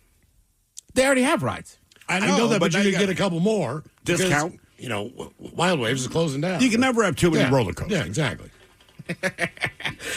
Some of the foods that are common in all these things, whether it's a state fair, carnival, whatever. Miles brought up earlier. You got like funnel cakes, elephant ears. Sure. I think that's just a coastal thing. I never heard of an elephant ear until I got here, but funnel cakes don't see as prevalent out here. No. Whereas like when I went to the boardwalk, you always had to get a funnel cake and French fries and all that kind of stuff. Think about a funnel cake. You can have 3 people, 4 people easily eating on it. I told you, I was in Delaware last year, got a funnel cake. I had like 3 or 4 bites. It was delicious. I swear the thing weighed 9 pounds. I just walked it back to the house and told the kids, hey, guys, you can finish this. I can't eat this. They are very, very sweet. As a child, you probably eat more of it, but as an adult, you're just like, I used to make them at home right. for my kids. That's how much they liked them. All right, so here's a list of some outrageous fair carnival foods. Mac and cheese ice cream. I've had the mac and cheese fried balls. But what is I guess it's unflavored, just boiled macaroni elbows? I'm guessing it's just flavored like mac and cheese. I don't. This like has a to powder be- from Kraft? This has to be like a Wisconsin thing. I would think so. Fried Jell-O. I'd give it a try. Yeah. I'm going to try anything in a fair. Correct, but again, I don't think I'd if like you're it. picking stuff out, like fried Jell-O, I'm just like, I don't know. I'm not doing. I don't really like the consistency of Jell-O.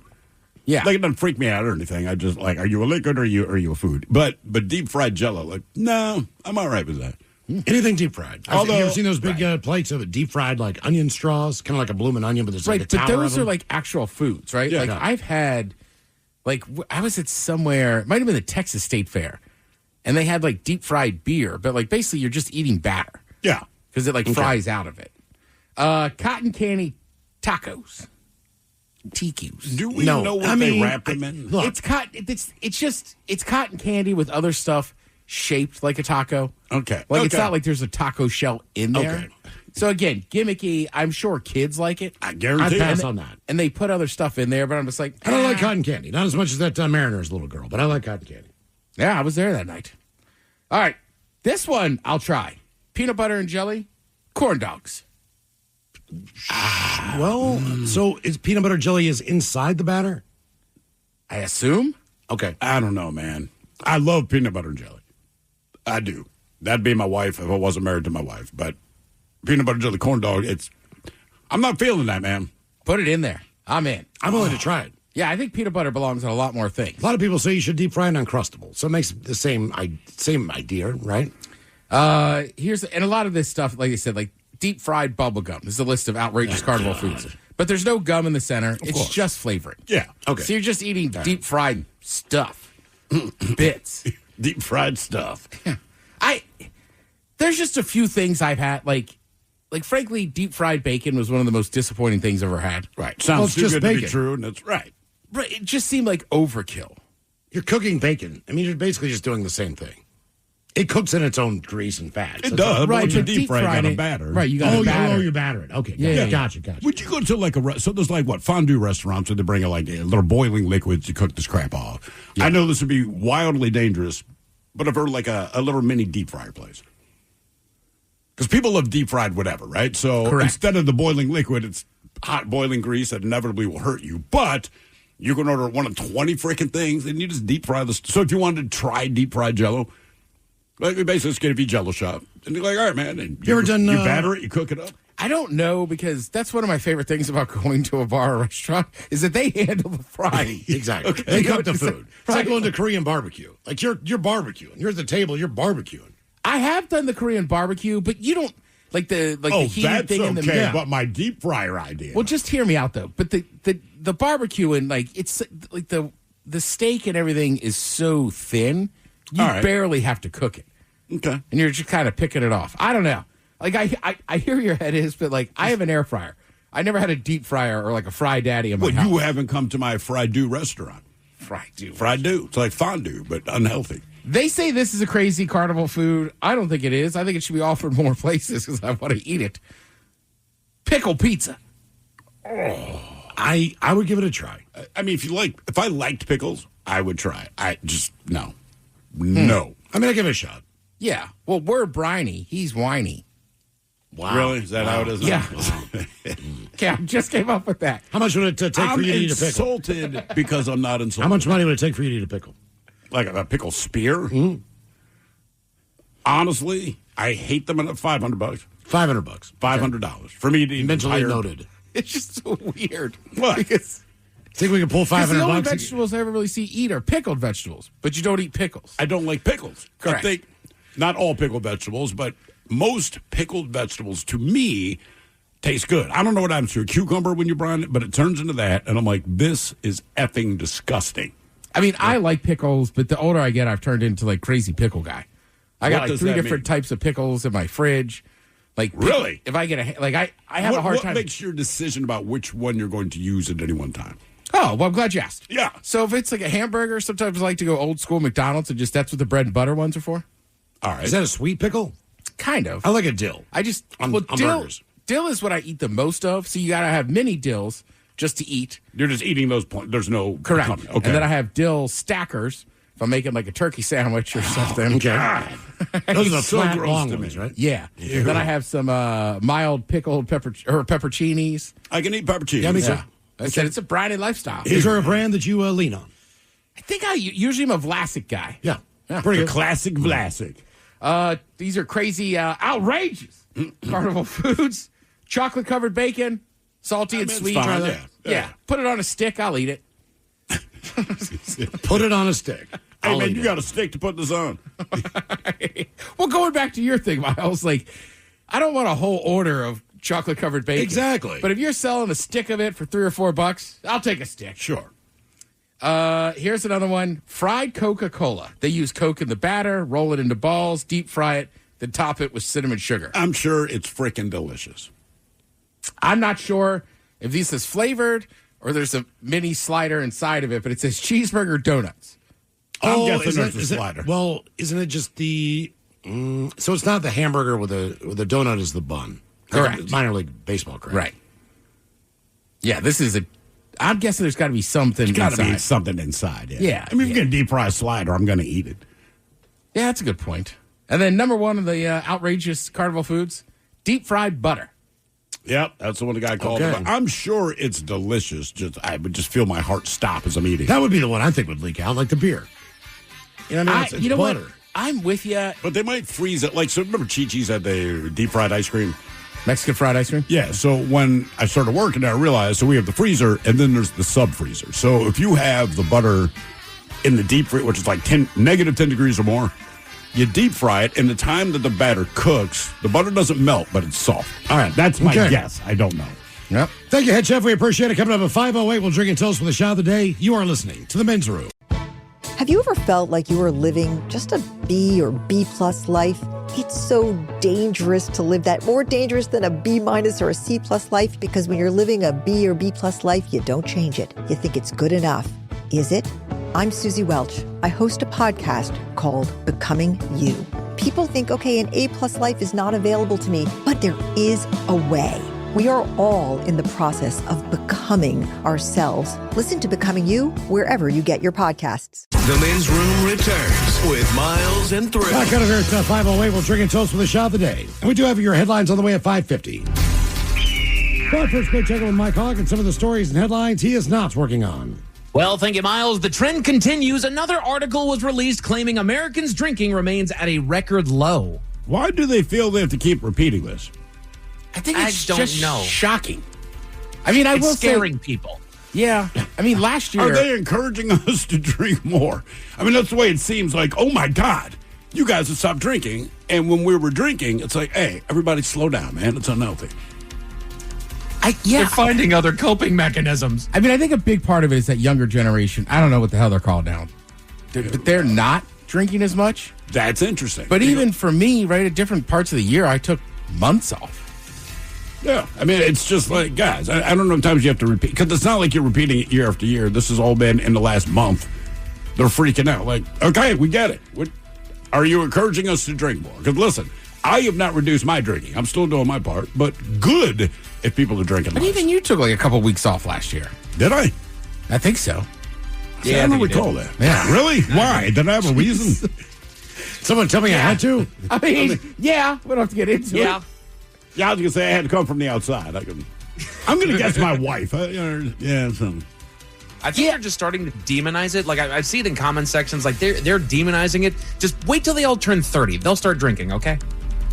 I also you're think right. too, like, again, I'm not trying to like say you should drink or should, but I feel like it used to be it was either like people were drunk, like you were drinking or you were in AA, and I think now there's just a lot more middle space. Yeah, like I'm just choosing not to, no particular reason. With that said, Prepare I'd go yourself, for a Vince. damn beer. I know. Man, I'm getting thirsty. I'm not going to lie.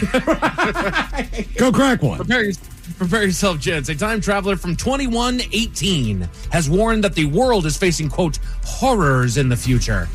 I can tell you that. I predict that from any. I'm not a time traveler. There's horrors in the future. Hey, look, I'm from 20 whatever. Next year there's going to be record-breaking droughts. Mm-hmm.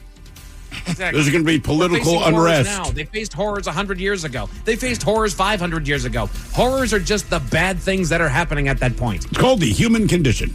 It's also, like people need to calm down. It's the safest time to be a human.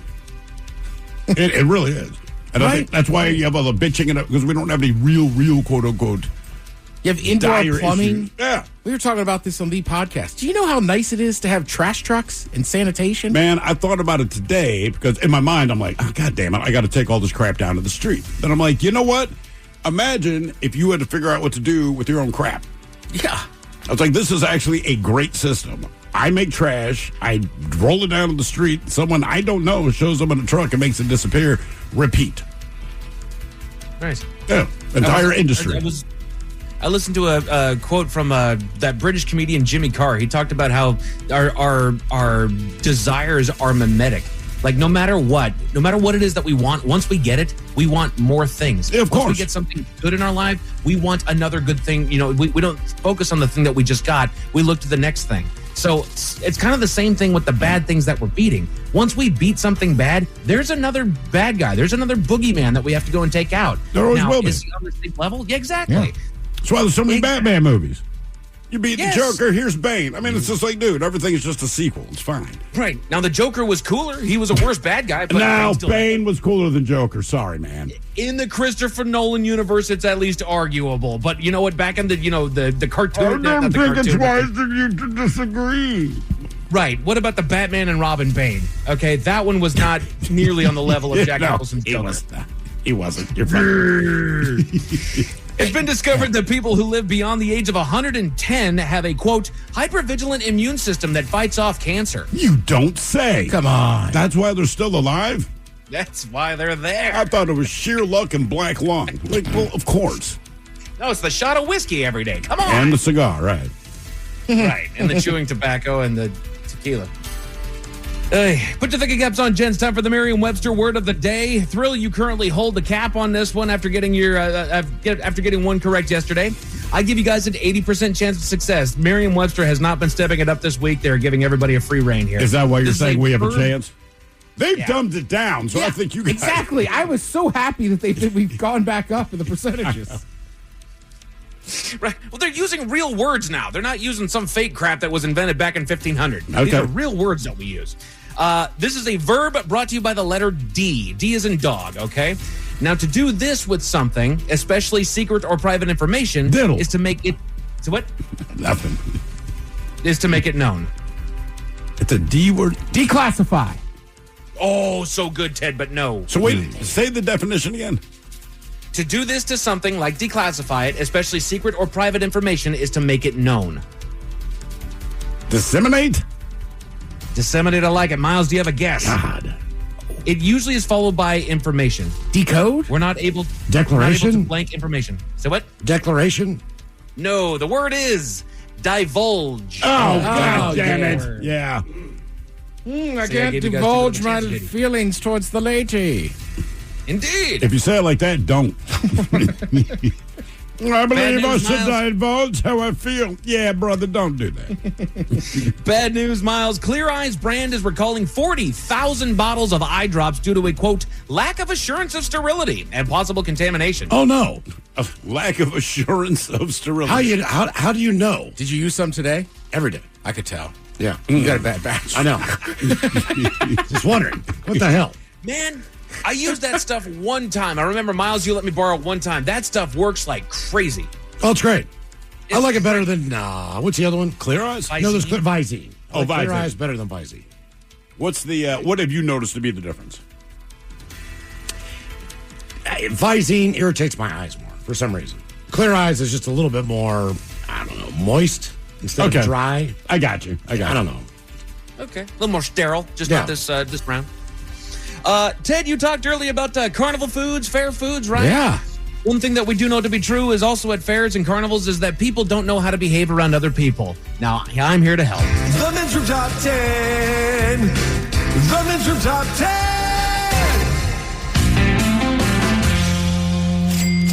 So this comes to us via Huffington Post, and it's the rudest things that you can do at a theme park. So when you guys think about your experiences at theme parks, carnivals, fairs, cut in line. That person that say what now? Cut in line. That's my big thing. Very good point. How about litter? Ooh, littering. Strong. I like it. Littering might be on the list. Miles, the person that you hate to see. I don't know. Okay. I'm not sure. We got littering, you got cut in line. In my opinion, there shouldn't be many more, but you have plenty. So as far as the rudest things that you can do at a theme park, according to Huffington Post, they kind of start with the more group atmosphere, and it's when you ignore meetup times. It says be mindful of the group that you're traveling with, as well as strangers at the park. Respect meetup times when groups split up. We'll see you back here at Lightning Loops at 3 p.m. Doesn't mean we're going to try to get in one more ride, even if it means making you wait for us. The only problem with that is, based on the line I'm in, like, I'm not going to try to get one more ride in, but if my line's taking forever and I know it's 3 o'clock, but I'm, I don't know, 4 cars away from getting on, you're going to have to wait. And I feel like that bit of advice kind of goes back to the time before cell phones. You know, when you had to say, guys, we're going to meet back here at 3 p.m. Like, okay, at 3 p.m., we're all waiting. At 3:30, we're about to send the search party. But with cell phones, you know, it's like, okay, guys, let's meet right back here around 3 o'clock. Right. Hang on, I'm in line. Give me a hot second. Let me know where you guys go. I'll catch up with you. Yeah, that's a good call. I will say, personal experience in Disney World with all the Smiths. Granted, this was 2011. Yeah. We had like a dinner thing. So we're at Epcot, though. So some of the older cousins, we said, we're going to go do some drinks around the world. I mean, my uncle was pissed. And he's like, we are getting on that bus. You're not missing dinner. I said, all right, no worries. Like, put it on my shoulders. I remember we proudly, because we only did like 3 countries. We strolled back, and he's like, son of a bitch. You guys made it with 5 minutes to spare. I was like, I told you. They say not preparing your children for the visit.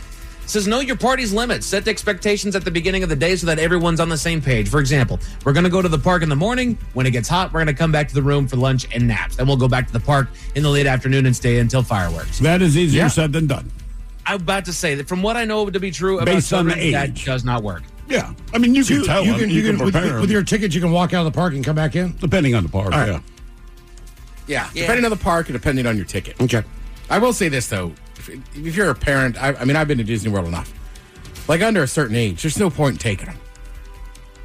Like, they're not going to remember a ton. Especially if they're like 5 and under, like, there's not a ton of rides. They're going to get bored. Like, I think save the money till they get older. Disney World for me was 5. All right. I do have memories of it, but yeah, I'm assuming I had fun. Yeah, I just sometimes see families with little kids. It's like, just wait a couple years, save some money. Yeah, dude, you're wasting your money. They're not going to. I mean, my thing is just be old enough to remember.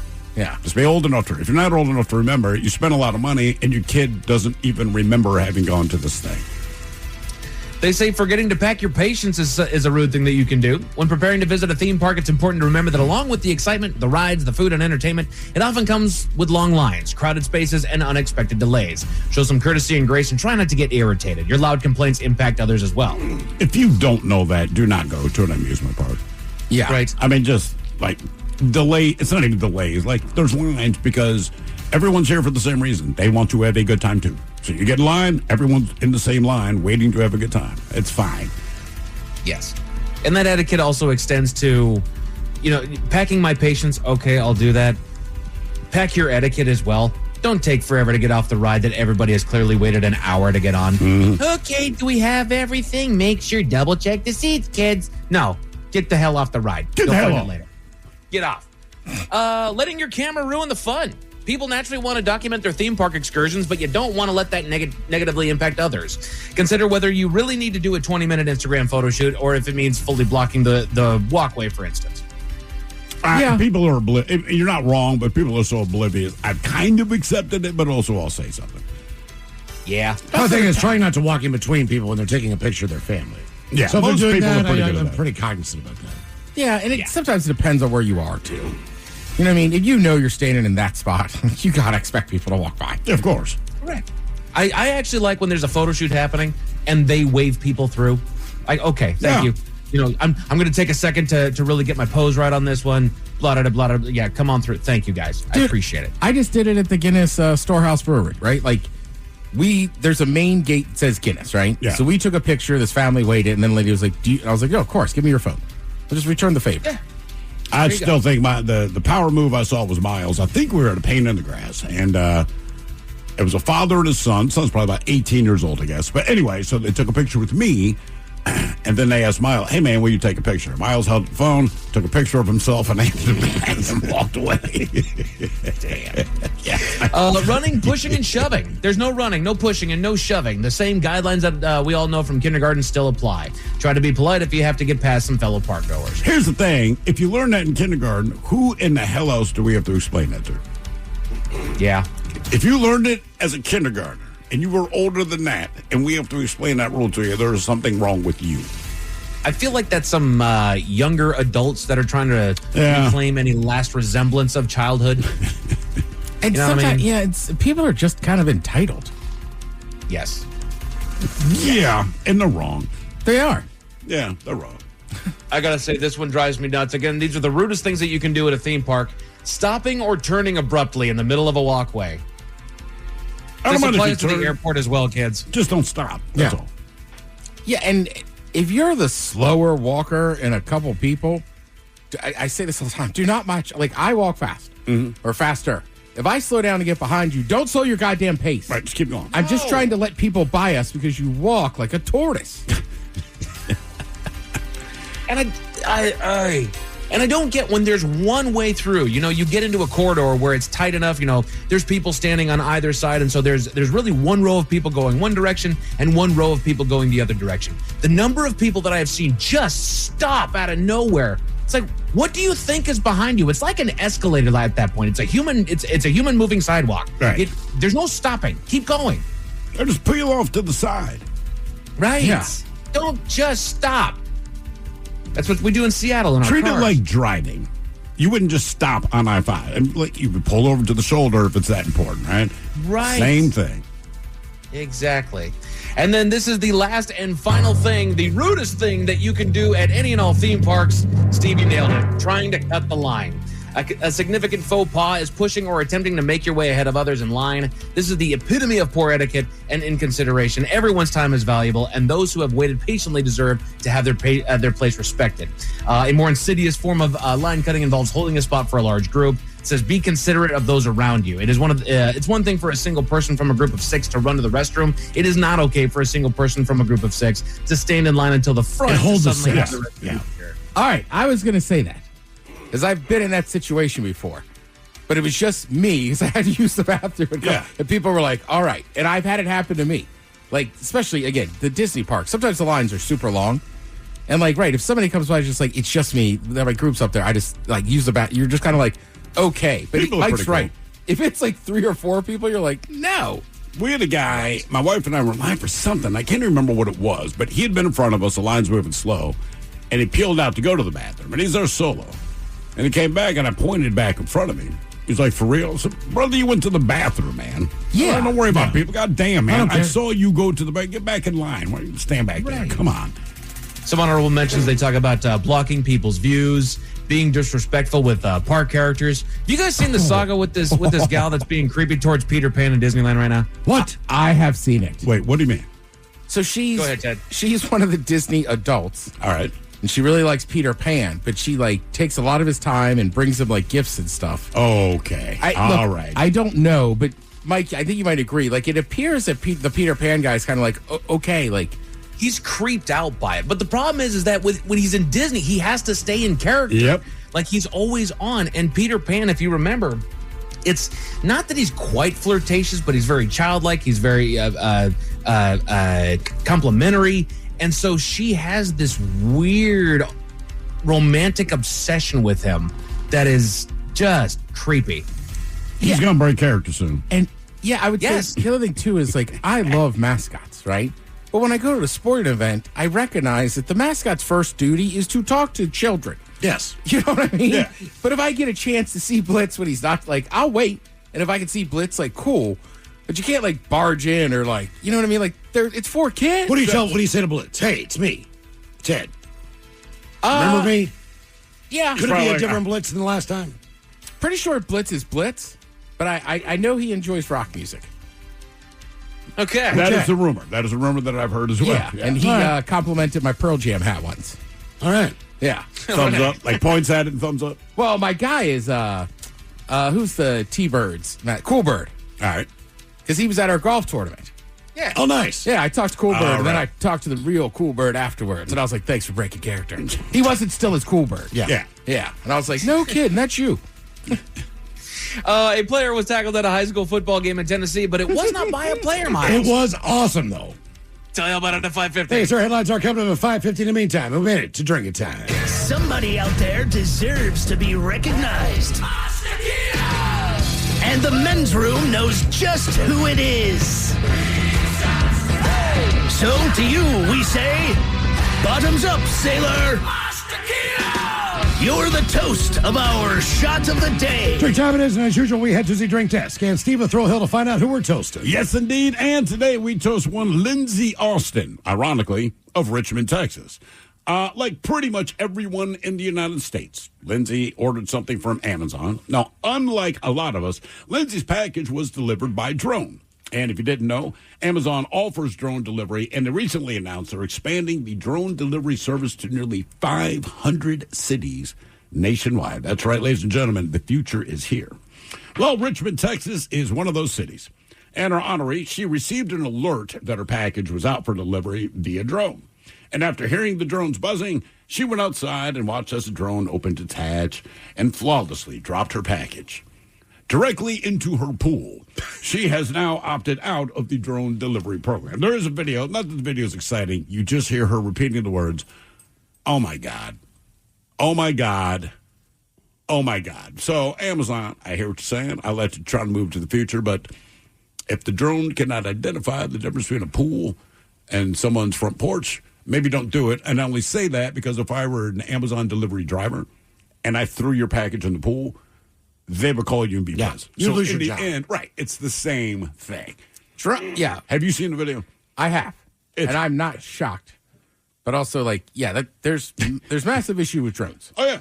Like, they just try to get near a target. And dropped it in the pool. Yep. I looked, but I could not find what she ordered. I was like, well, it's something electronic. It's a box or something. It floated. Yeah, it did float. For a second. But still. So we pour this booze, and we drink this booze because we think it's yummy. Yummy. So over the tongue and down the throat to party in our tummies. Down the hola bichola. All right, going to get tested on the line for Profile This, 206-803-ROCK. Profile This is next. Make money from your podcast with the Odyssey Creator Lab. You create the show, we bring the advertisers. Apply now at creators.odyssey.com. The men's room presents Profile This. And Stephen Throwhill, could you please tell everyone how Profile This is played? Oh, sure can, Miles. It's a simple game where we share with you a real-life news story, something that happened right here on planet Earth. Earth. And as you listen to the story, based on the stereotypes you believe to be true of people and the decisions that people make, we'll ask you what it is you think makes the story a story. Hello, Dave. Welcome to the men's room. Liquor and whores. Liquor and whores. All right, Dave. You understand how this here game is played? Yes, I do. Fantastic. You have your choice today of one of three categories. Today, we offer you the wonderful world of drugs. We have Hit Me With Your Best Shot, where you guess the unconventional object someone used as a weapon. And finally, today, Animalize This, where you guess the animal responsible for causing the problem. I think it's a day for drugs.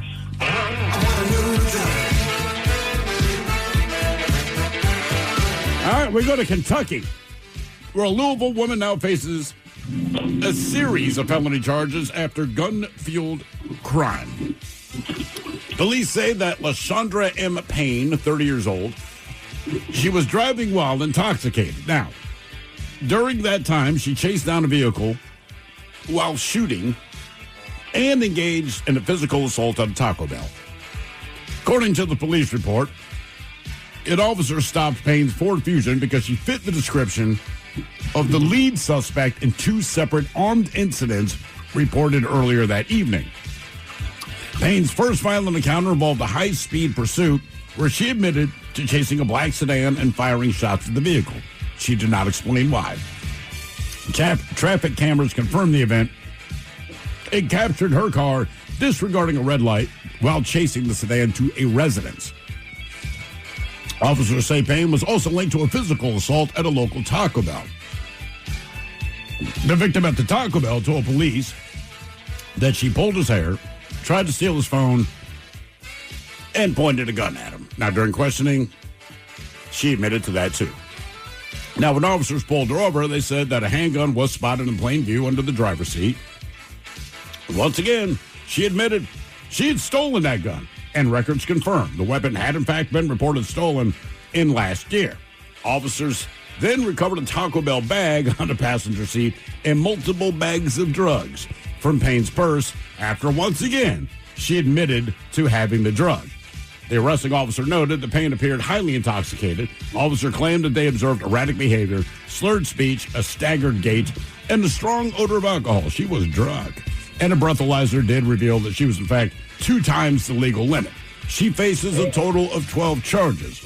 But the question is not about what she had to drink. The question is, what drug was she also high on? Was it weed? Was it crack? Was it meth? Or was it fentanyl? So weed, crack, meth, or fentanyl? What are you thinking, Ted? Honestly, man, I think she's just drunk and stoned. And she got in a fight at a Taco Bell. Yeah, she did. So you're going weed? In this case, I'm going weed. She had other drugs on her, but I think she's just hammered and got in a fight trying to get munchies. Dave, I think Ted's right. I'm going weed, too. All right, well, I'll change it up. I think she was messing it out and all messed up. Okay, all right. What was she on? Weed, crack, meth, or fentanyl? We'll find out next. That was a tease. You are listening to The Men's Room. Category is drugs on profile. This we got a Kentucky woman. She faces charges after she was driving drunk, shooting in another car. She also had an assault charge at a Taco Bell. Yeah. Admitted to basically everything. Oh, and whatever they called her on, she's like, yeah, I did that. She was drunk, but also was on drugs. Question is, was she on weed, crack, meth, or fentanyl? And David, that is the question that we posed to you. Now, the Ted Smith and Miles went with weed. You went with David. And David, I'm going to tell you right now, you should have agreed with the Ted Smith and Miles. It was just a simple case of weed. Yeah, right. I mean, she's admitting to everything. Oh, yeah. And she's obviously drunk, but I just think she's a little bit off. And the thing is, she was not combative with the cops. She was horrible up until the cops got to her. And she's like, yeah, I did that. I said, what about this other thing? I did that. You have drugs on it? They're in my purse. Like, Jesus Christ. Mm-hmm. But at least, there's some point I feel like with drunk people, they kind of snap to reality. Yeah. You know what I mean? Like a sobering moment. Maybe that's just what happened, but dealing with people on meth, I mean, they'll fight tooth and nail. You can catch them smoking a meth pipe, and they'll be like, that wasn't meth. What else were you smoking out of a glass or, come on. Now for all TV news all the time, and it's time for TV Time with Ted. And now, because your pathetic life is confined to countless hours in front of a talking box, the Men's Room presents TV Time with Ted. There it is. All right. Let's see. Your choices today. You got the Jimmies. Fallon and Kimmel. Yes. You got Seth Meyers. Or you got Ted Smith. Is it Ted or is it late night? It is right there in Tyler's guys have teams of talents, writers, something come up with their monologues each and every night. It is up to you to determine, is this an actual late night joke and from whom, or could it be a The Ted Smith original? Like butter, dude. Or Ted Smith.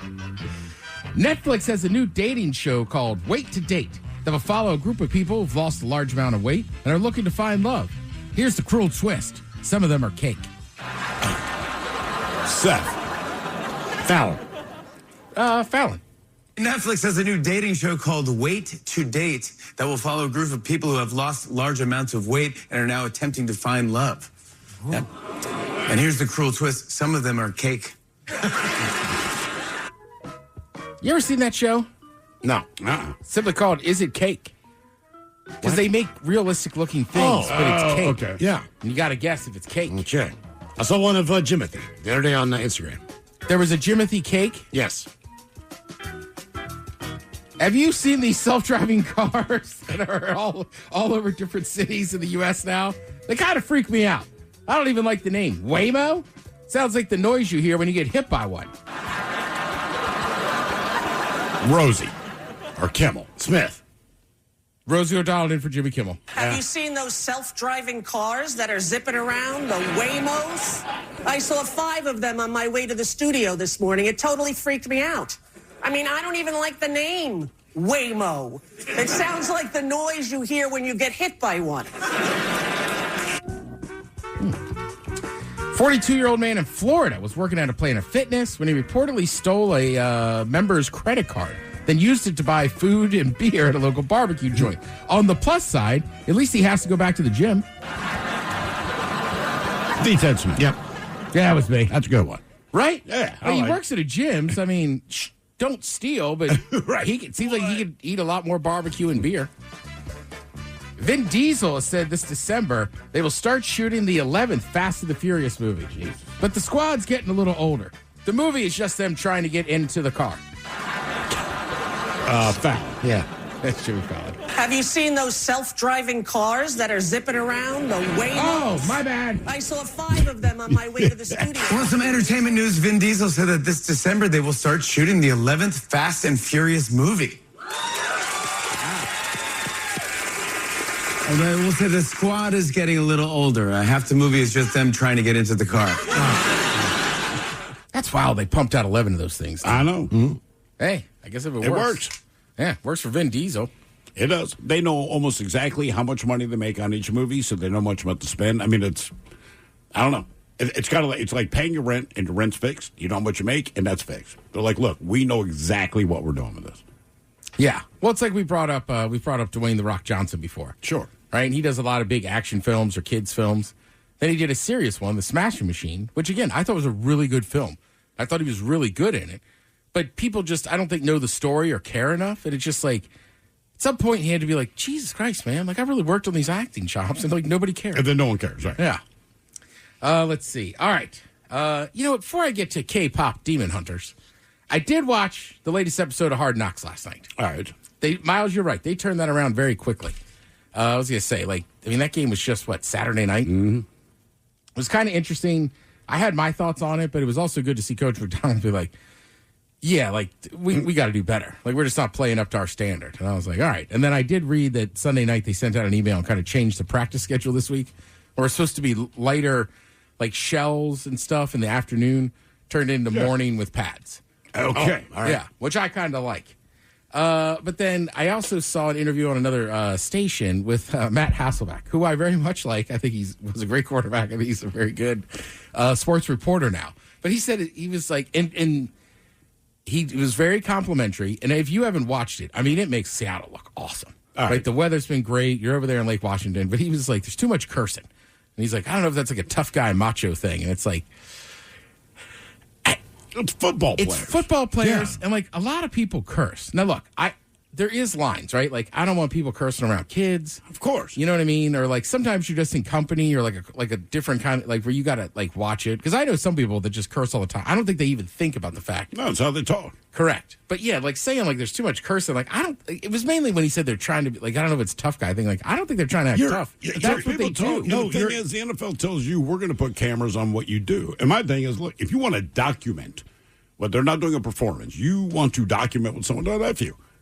That's how it is. You want to see what we do, this is what we do. F you if it's a problem. It's a contact sport. These kids, a lot of them are 22 years old. You never seen 2 dudes in a parking lot. You're like, I would like to engage in fisticuffs with you. You as well. I cannot believe you asked my woman if she would like to fornicate. Right. Let's go. Yeah. There was too much cussing. When these two decided to get physical with each other. They are playing a physical sport. They are young adults.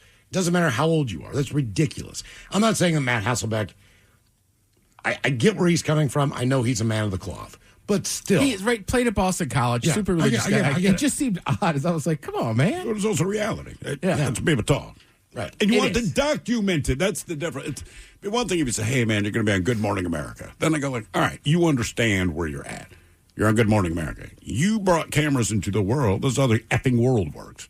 Yeah, you're also suck it if you get out. You're on an offense that has a lot of very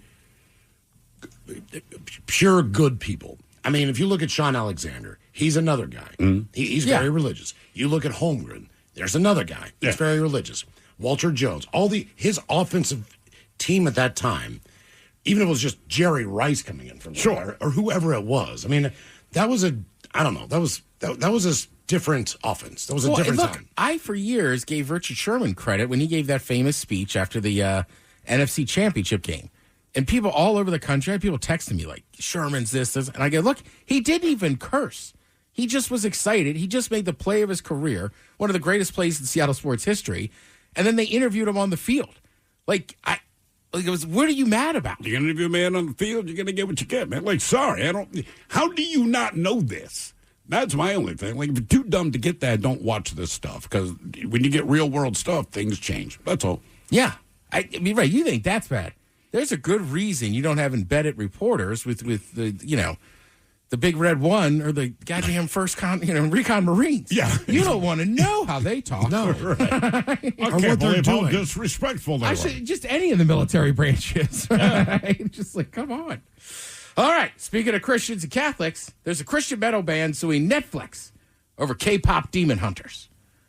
So basically, there's a Christian metal band called Demon Hunter. Mm-hmm. You guys know them?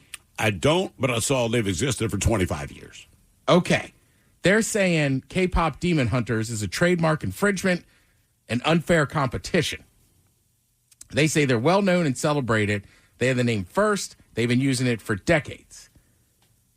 They also say Netflix and its partners, quote, created a substantial likelihood of confusion between the two brands, which has damaged them in, quote, an amount not yet ascertainable. Yeah. I mean, it makes sense. That's the name of your band. That's the band that Hasselbeck should go watch. But Oakley dokley, folks. Right. Yeah, but every kid that I heard talk about that show always called it K-pop Demon Hunters. Sure. So, I get what Demon Hunters is saying, but I don't know that anybody was actually confusing K-pop Demon Hunters to just Demon Hunters. Had you heard of Demon Hunters before K-pop Demon Hunters? No. Me neither. So, so the argument's on both sides. On the one hand, you haven't heard of us. Maybe I'm not their audience, but either way, they were saying it caused a lot of confusion where they played a show and people were pissed when they rolled out there because they brought their kids thinking it's K-pop Demon Hunters.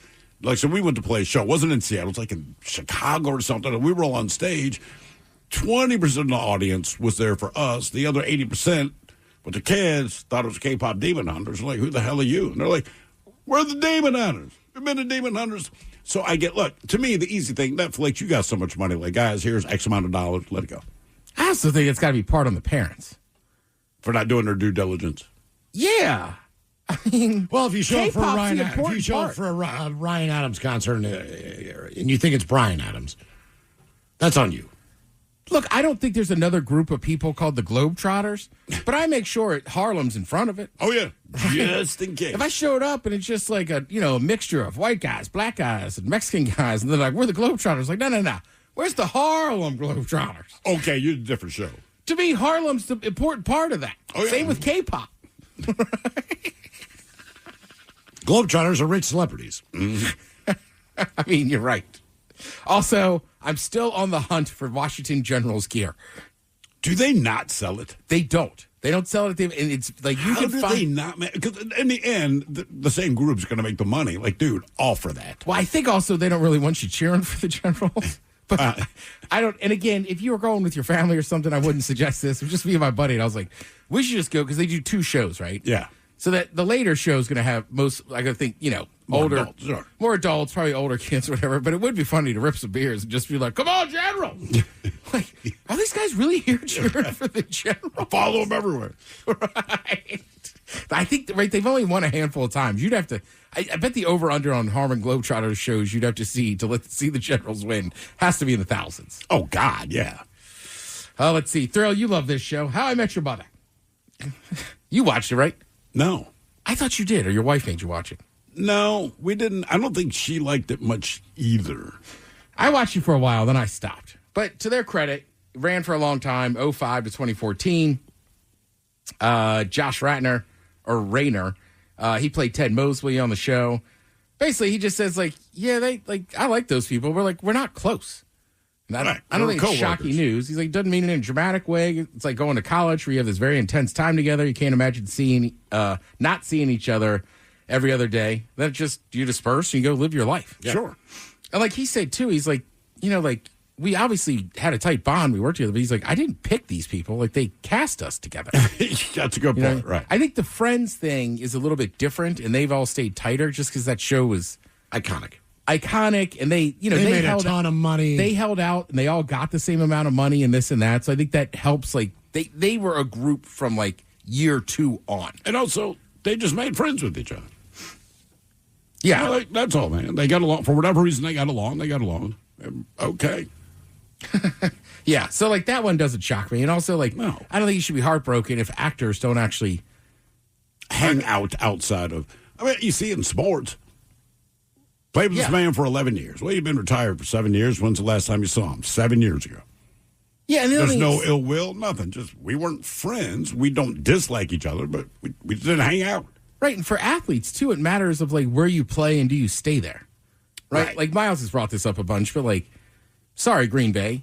Like, I don't think most of the modern athletes, like, build homes and stay in Green Bay, right? It's Buffalo, Green Bay.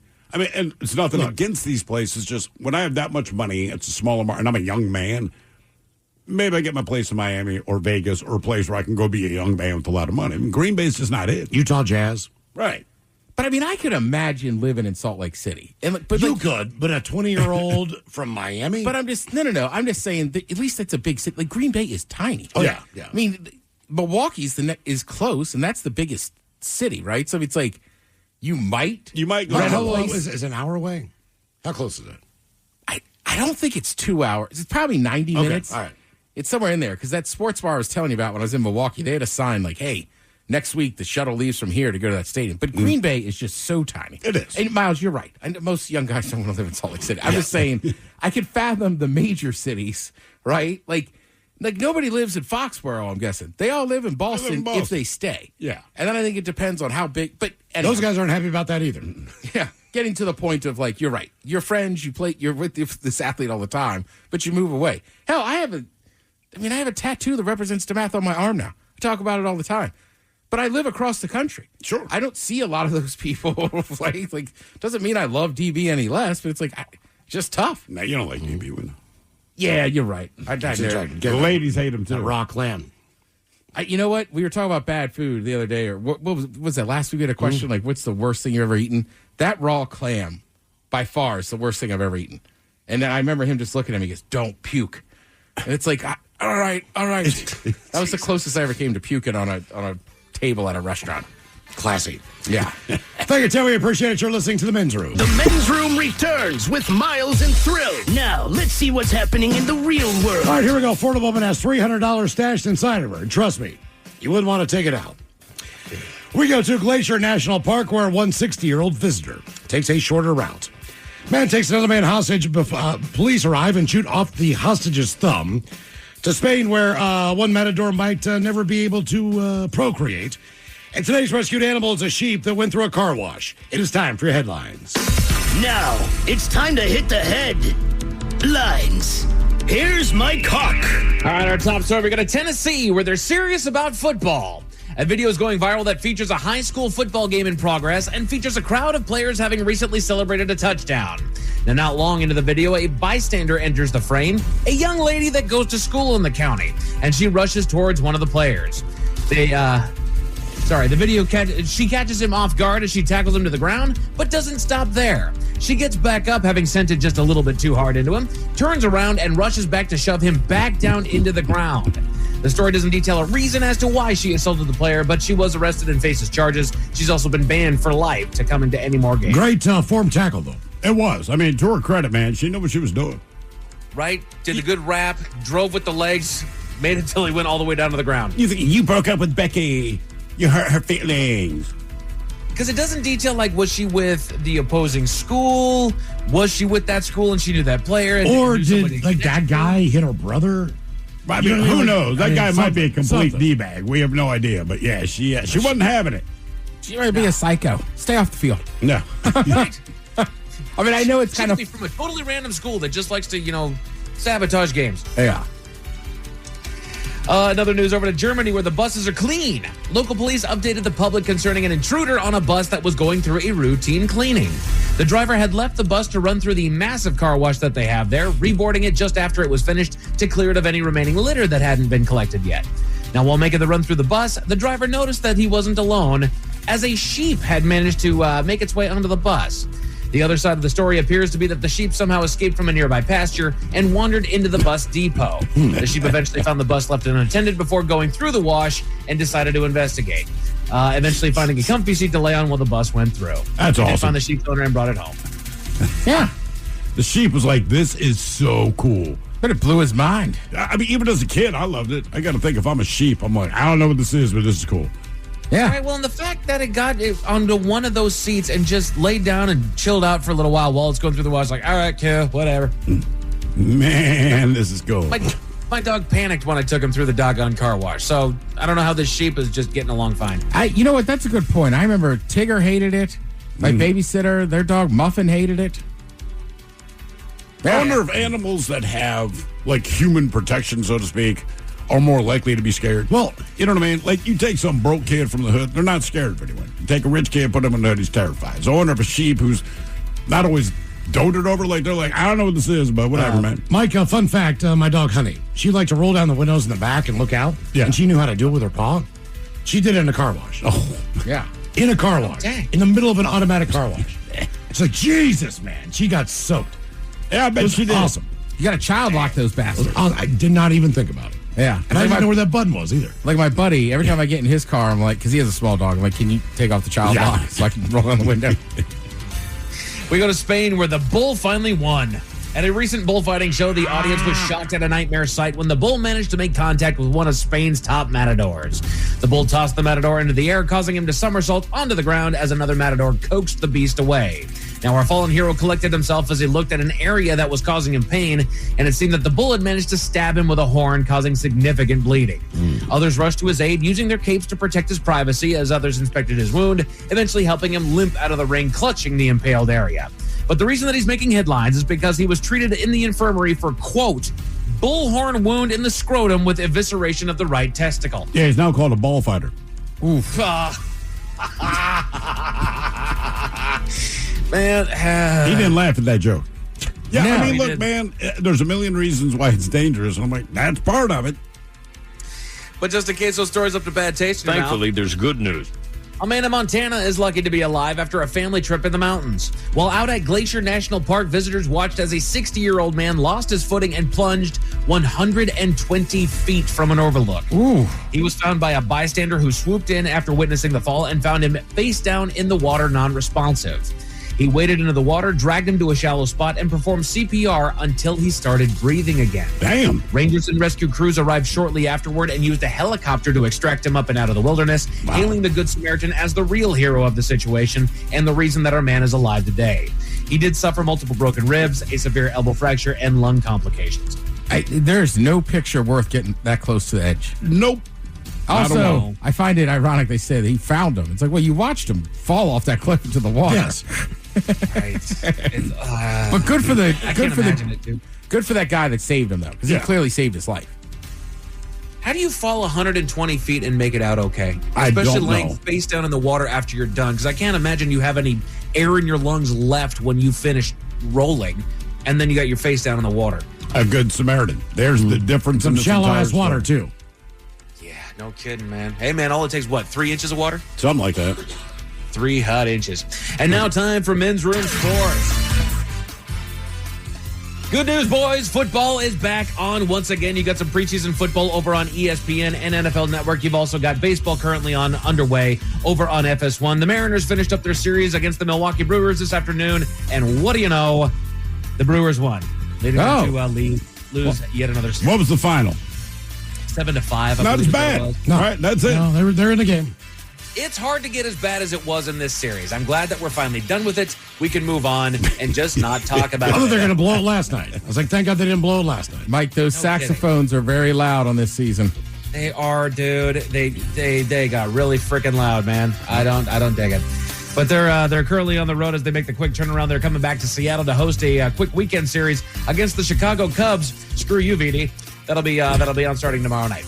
As far as your weather, it's more of the same here, guys. We got mostly cloudy skies with a high of 81 tomorrow and a low of 60 tonight. And that is it for your headlines. With that, Mike Hawk is out. Thank you, sir. Appreciate it. Lovely Jolene up in second. Sure chance of $500 in gas coming up with Jolene at 7:20. Yes, indeed. It is all true. But in the meantime, well, we be all about this bitch. So until tomorrow, please do what you do best. And for Aletha's sake, stay beautiful.